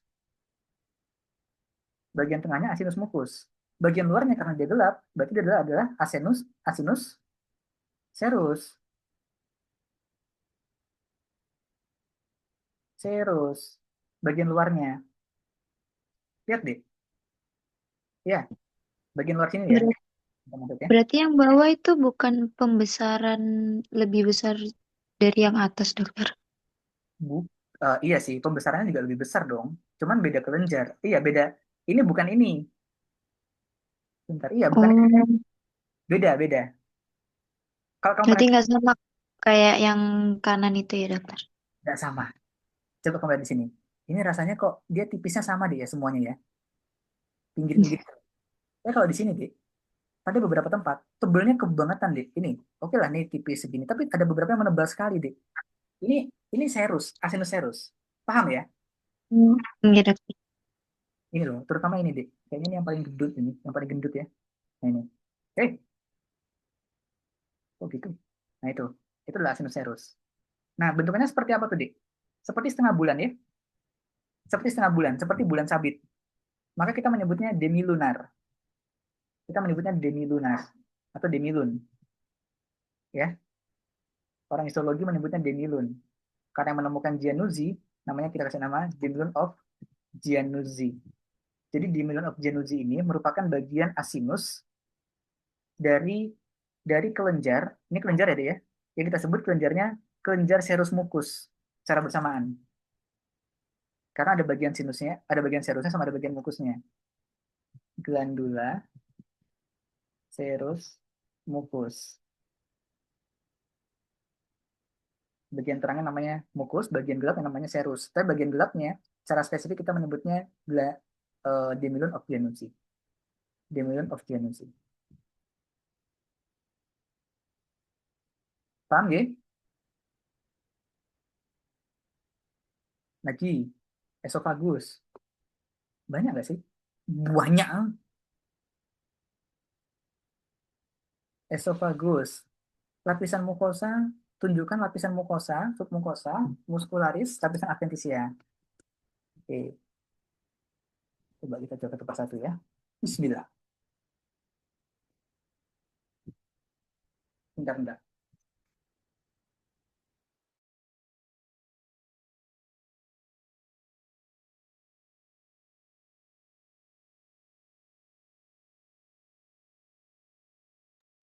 Dokter. Dokternya mana?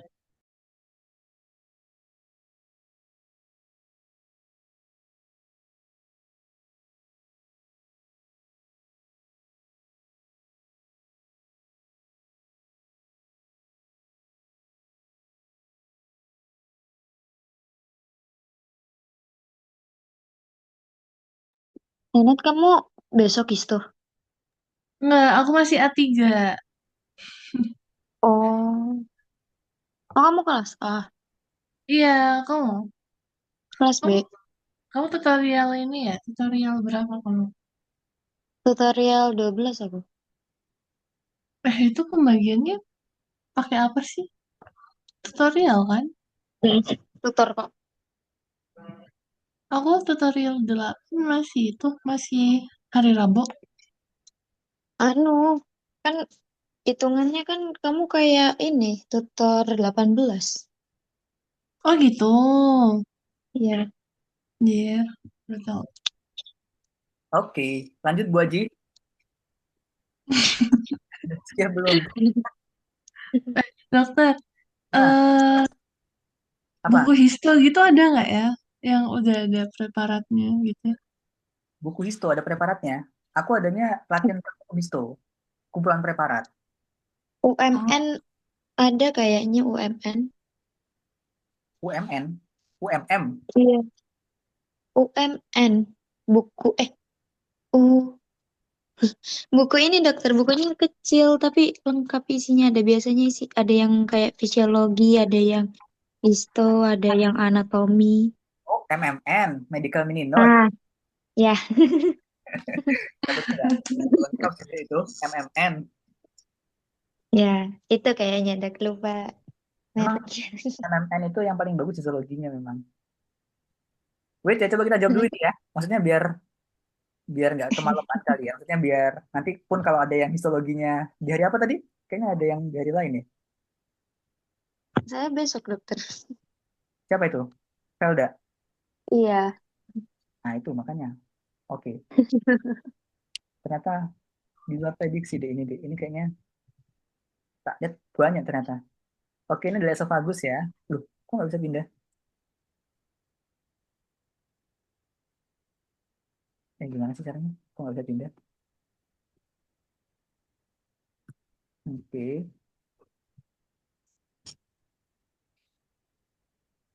Oh ini loh dari tadi di sini.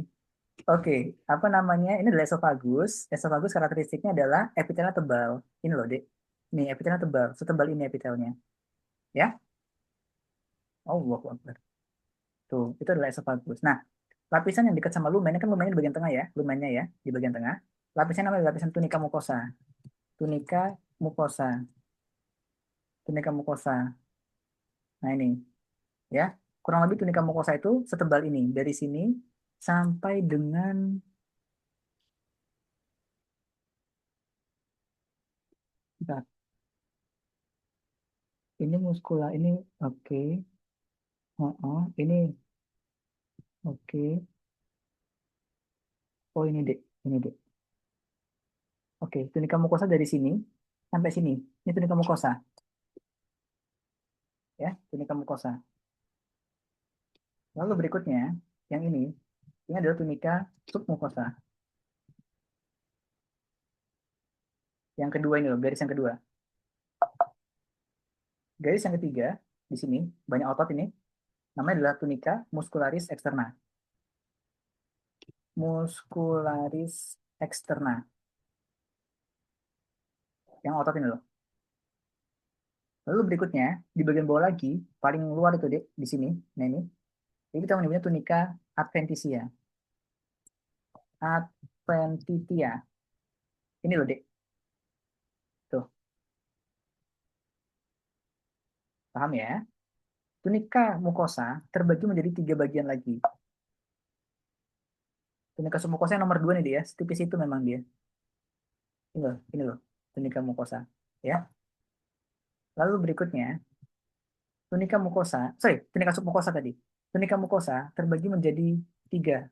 Yang pertama, ini epitel ya. Ini merupakan epitel. Epitel merupakan bagian dari tunika mukosa. Epitel. Ini. Yang kedua, yang warna putih ini, Dek. Ini kan masih dalam garis lurus ini kan? Yang warna putih. Namanya lamina propria. Propria. Yang ini, yang warna putih ini ya. Mudah-mudahan kelihatan deh ya. Tipis ini loh. Terus habis itu, ada lagi di sini. Ini adalah otot, Dek. Namanya adalah, ini kan lamina proprianya sampai sini toh. Nih, sampai sini lamina proprianya. Sorry, sampai sini lah. Ya, ini setebal ini loh. Tipis aja dia. Segini aja. Tapi ini sudah otot ini. Kita menyebutnya muscularis externa. Tunica, sorry. Kita menyebutnya muscularis interna. Nah, ini yang ada otot-ototnya tuh loh. Tuh. Mereka bertiga secara bersamaan merupakan bagian dari tunika mukosa. Begitu. Otot lurik sama otot polos. Kita disuruh nyari otot lurik sama otot polos juga ya. Jadi kalau kita perhatikan, tunika muscularis eksternanya itu tebal sekali deh. Dan ada dua bagian. Ada bagian sini sama ada bagian sini. Ya, yang bagian atas kayaknya polos-polos deh. Yang bagian atas,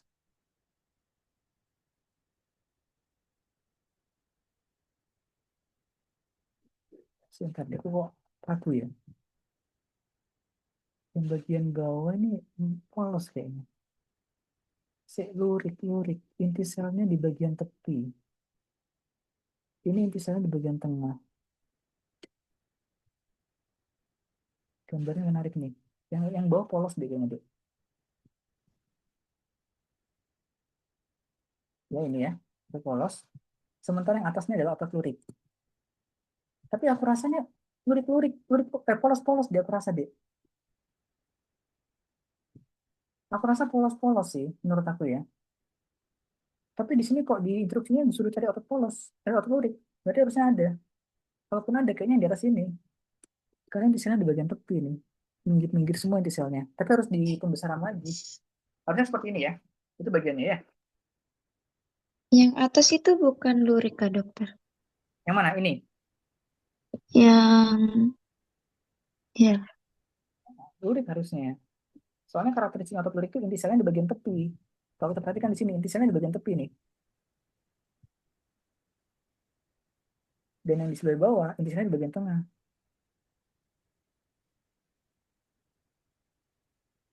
seperti di tepi semua.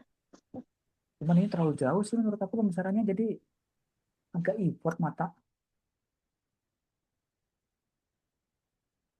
Oke. Terus habis itu adalah tunjukkan rugae, foveola gastrik, sel parietal, sama sel chief. Sel chief itu warnanya merah. Chief cell. Warnanya merah. Nih loh, lebih merah seperti ini. Yang lainnya pucat-pucat toh, pucat-pucat yang lainnya kan. Nah gitu. Sementara yang warnanya agak terang itu merupakan sel parietal. Sorry, mohon maaf, sel parietal deh, warnanya merah deh. Mohon maaf, kembali aku. Parietal, parietal. Nah, sel parietal kan ya. Sementara yang lainnya itu merupakan sel tip itu, yang warnanya cenderung lebih, ini kan warna merah toh. Walaupun nggak terlalu merah ya, cuman merahnya lebih ngejreng. Nah ini, yang di sekitaran sel parietal ini itu merupakan sel chief. Itu. Terus habis itu rugai. Rugai itu di ini struktur yang besar ini. Wih, kok gitu? Nah itu ya, ini. Itu adalah rugai harusnya.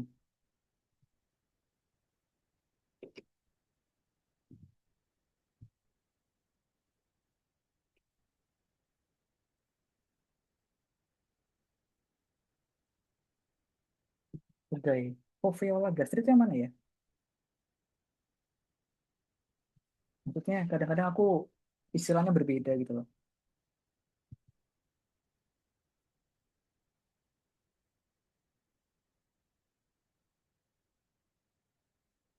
Bentar, foveola. Oh, alah, gastric pits nama lainnya. Foveola gastrit itu gastric pits. Kalau kita perbesar, kalau kita perbesar, ini loh, kayak ada struktur yang menjorok-jorok ke arah dalam ini loh. Lihat nggak? Kecil, kecil sih memang. Itu namanya foveola gastrik.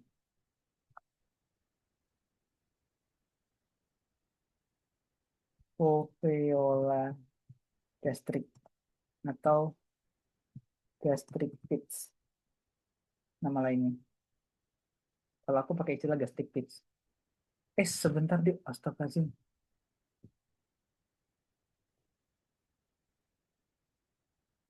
Oh, syukur aja tersave ya. Kalau enggak, tadi kepencet exit.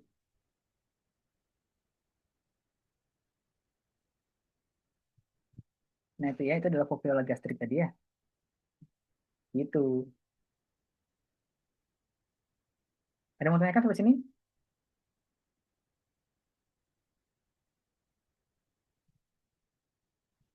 Paham ya?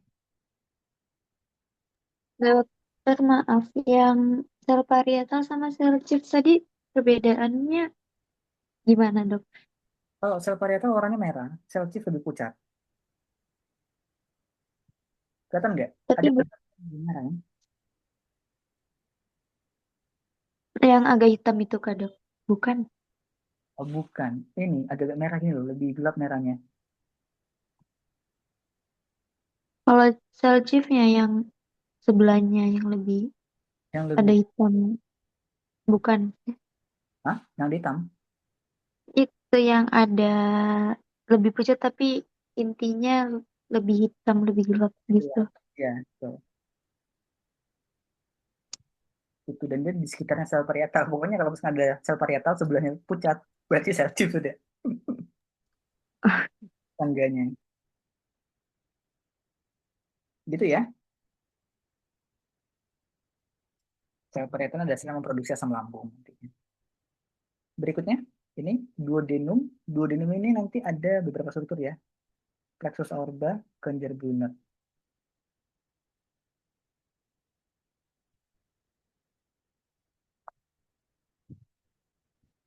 Nah ini, apa ini? Lapisan mukosa, submukosa, lapisan muscularis, sama lapisan adventitia. Ini duodenum. Nggak kelihatan nih lapisannya nih. Ini adalah tunika, tunika muscularis externa ini. Yang ini, yang panjang ini. Sorry, muscularis, muscularis interna ini. Sorry dek, mohon maaf dek. Ini tunika muscularis externa dek, externa yang ini. Ya, di luarnya kayak ada lapisan tipis itu merupakan tunika muscularis, tunika adventitia. Adventitia. Di bagian di luarnya dikit ini loh, setipis ini loh. Tipis sekali emang dia nggak kelihatan kadang-kadang dek. Pokoknya tunika muscularis externa luarnya itu pasti tunika adventitia. Lalu berikutnya di bagian atas ini merupakan tunika mukosa yang dekat sama lumen ya, tunika mukosa ya. Lalu yang ini yang warna putih nih, tunika submukosa. Eh, ada kelenjar-kelenjar banyak di bagian situ. Kita menyebutnya kelenjar Brunner. Di tunika submukosa itu ada kelenjar, kamu perhatikan nih loh, kelenjar-kelenjar ini loh. Itu namanya kelenjar Brunner. Ini deh ya, tuh kelenjar Brunner itu. Terus habis itu di bagian atas ini juga ada kelenjar nih loh. Ini lamina propria ini. Ada kelenjar lagi, namanya apa namanya kelenjar Crypta libercum. Jadi beda tempat ya. Kalau misalkan Crypta libercum ada di lamina propria, kalau kelenjar Brunner ada di tunika submucosa. Pembatasnya ada muscularis muscularis interna di sini. Cuman nggak kelihatan ya. Ya ini kelihatan kok. Cuman harus jam terbang ya. Terus bisa di apa lagi? Oh, plexus orba. Plexus orba. Kelihatan nggak ya plexus orbanya? Aku tidak melihat plexus orba, deh. Plexus orba. Kayaknya nggak kelihatan harusnya ya. Ini kelenjar Brunner ini aku rasa. Aku curiga ini sih.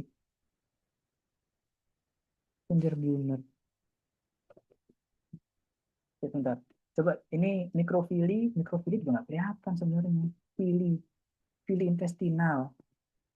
Fili intestinal tuh yang ini deh. Nih, semua ini yang bentuknya seperti ini loh. Tuh. Yang gede-gede ini loh. Namanya fili intestinal. Intestinal. Di ujung-ujungnya kalau kamu perhatikan, itu seperti ada rambut-rambut kecil ini. Namanya mikrofili.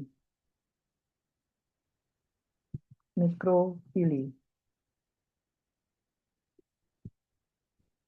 Ini fili intestinal nih gede tuh.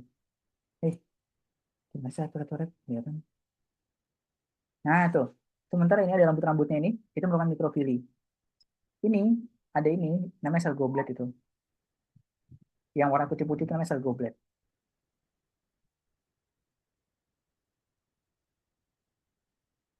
Plexus orba nih loh. Ini plexus orba di mana ya? Maksudnya, dia ada di tunika submucosa, plexus orba itu. Cuman kok nggak kelihatan ya? Aku nggak ngeliat sih. Oh, tutupan. Nggak kelihatan deh, jujur aja. Ini PR nih, mana nih bendanya? Sel goblet tadi sudah ya? Pilih. Oke. Ini adalah tunika pentisia. Terus juga ada ini ya, di sini adalah Scripta libercum. Ini merupakan kelenjar Brunner ya, kelenjar Brunner. Tunica muscularis externa ini, tebal ini. Tunica mucosa yang warna putih ya. Fili intestinal, mikrofili di ujung-ujungnya, sel goblet. Oke. Ada yang tanyakan? Ini ileum ini. Loh, jejunum ileum. Lapisan tunica mucosa pair patch. Ini pair patch itu yang tadi. Sebentar. Oke, tinggal dikit lagi. Nah ini yang warnanya lebih gelap-gelap itu deh, kayak gelap-gelap itu adalah pair patch. Pair patch. Pair patch ya. Pair patch. Kalau misalkan dia punya pair patch, itu merupakan karakteristik dari ileum. Jadi daerah sini yang punya pair patch semuanya nih dek, ini kan punya pair patch tuh. Itu merupakan ileum. Terus habis itu tunika mukosanya ini oke. Sebelahnya adalah jejunum. Sorry. Sebelahnya itu apa ya? Ih, sebelahnya itu usus besar deh, sorry. Usus besar nih dek. Saikum kayaknya. Terus habis itu ini nodus limfatikus. Oh iya ini sama, pair patch. Tunica adventitia. Tunica adventitianya di luar ini ya, yang tipis-tipis ini ya. Tunica adventitia. Yang tipis-tipis itu. Nih, tipis-tipis tuh. Terus habis itu adalah lapisan muscularis. Lapisan muscularis. Lapisan mucosa. Oke, muscularisnya yang ini, Dek. Yang di ini, yang tebal ini. Tunica muscularis externa. Udah mulai capek nih, singkat-singkat nih. Oke, yang ada pair patch-nya itu merupakan tunica submucosa.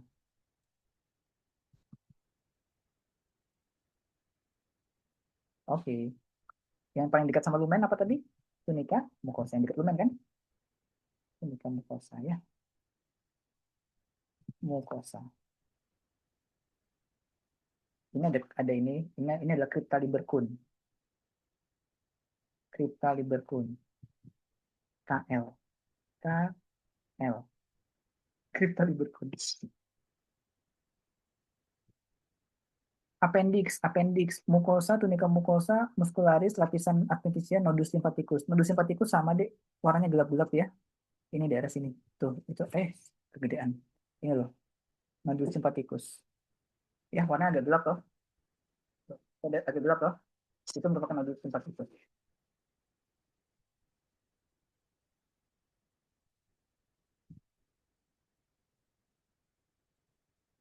Nodulus lymphaticus. Itu. Terus habis itu ini bagian luarnya itu merupakan tunica muscularis externa. Ya ini ya, setebal ini ya di sini ya. Di luarnya lagi ada tunica adventitia. Adventitia. Ini di luar sini ya. Tuh, ini yang ini. Terus habis itu ada tunica submucosa yang ada dadanya. Ini deh ya, yang ada yang setebal ini nih. Ini adalah tunica mucosa ya. Lalu ada ini lagi nih. Ini merupakan crypta libercun itu. Crypta libercun. Terus habis itu ini merupakan tunica mucosa yang paling dekat sama lumen ya. Sudah. Kolon. Mucosa, tunica submucosa, crypta libercun. Alhamdulillah, cuma sedikit. Ini bulat-bulat ini itu adalah crypta libercun.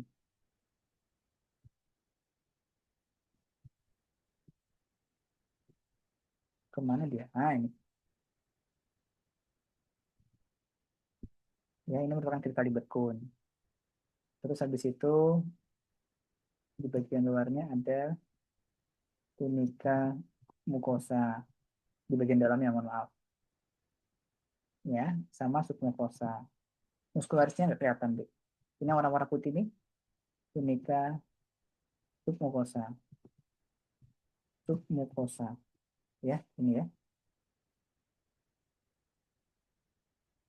Terus habis itu perubahan, gambarkan lapisan muka, perubahan epitel di bagian mukosa. Ini adalah recto-anal junction ini. Epitel di sebelah kanan sama epitel di sebelah kiri berbeda. Di sini tumpang tindih, di sini cenderung lebih selapis epitelnya. Jadi kurang lebih di sebelah sini. Nah ini, tak potong di situ ya. Nah ini itu namanya adalah recto-anal junction. Recto-anal junction yang di garis itu. Ya, sebelah kirinya adalah anal, anus. Sebelah kanannya itu adalah rektum. Gitu ya. Terus habis itu apa lagi? Ya, di bagian sebelah kanan ini dia memiliki epitel apa namanya? Silindris selapis.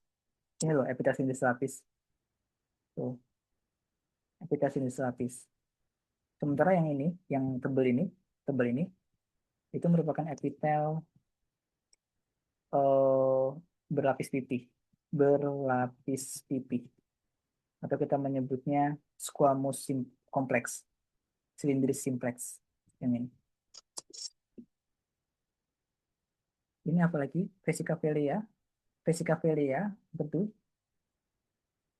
Lapisan mukosa, lapisan muscularis, lapisan perimuskular, apa dia sinus, Rokitansky, Askov. Di sini harusnya ya. Sebentar. Coba yang hepar dulu aja biar gampang. Vesicaphelia ini menarik juga. Apa nih? Hepatosit, vena centralis, triad porta, dan isinya. Triad porta dan isinya. Kelihatan nggak ya?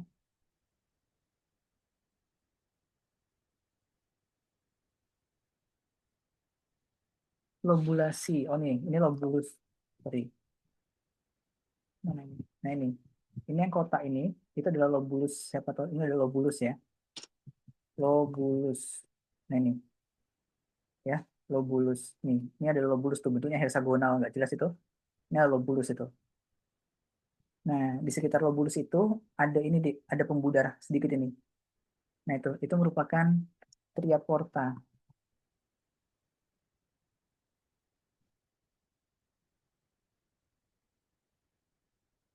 Ya, tria porta. Mungkin kalau misalkan kita perbesar, gambaran tria porta itu kayak gini mungkin ya. Kayaknya ini gambarnya ini maksudnya tria porta. Nah, itu ya, tria porta. Terus habis itu ada hepatosit. Hepatosit itu yang ini. Semua sel yang di sini gede-gede ini adalah hepatosit semua nih. Hepatosit.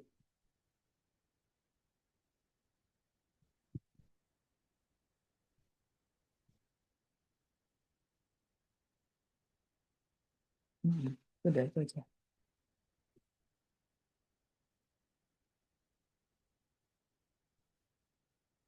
Oke,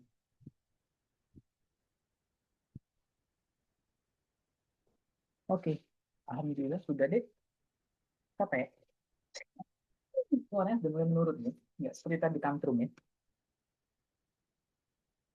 Ada mau tanyakan dulu nggak kira-kira? Wahai hamba Allah. Buatan dokter. Ya udah, nanti tak screenshotkan ya ini ya. Tak kirimkan. Nanti kalau ada yang mau tanyakan, mau gue tanyakan aja. Jangan sungkan. Aku masih punya utang sama VLD ya. Untuk usia koreksi ya, Vel ya. Iya dokter. Nanti tolong diingatkan, Vel. Chat aja. Telepon kalau ini.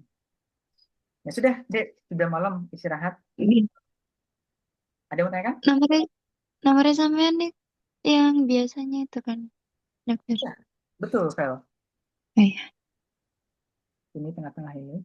Ini tambahan, Dek. Tengahnya namanya sinusoid. Itu sering ditanyakan juga. Sinusoid.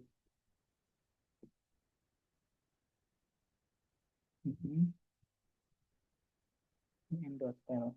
Sorry. Nanti kita bahas detail ya, Dek ya. Ini karena untuk kebutuhan kalian besok aja. Jadi harus kita bahas sedikit. Oke, mungkin itu ya, Vel. Manot, mudah-mudahan bermanfaat ya untuk hari ini ya. Aku akhiri dulu. Jadi kemudian kasih. Assalamualaikum warahmatullahi wabarakatuh. Selamat malam. Harus istirahat ya. Tidak. Waalaikumsalam warahmatullahi wabarakatuh. Terima kasih dokter. Sami-sami. Bye-bye.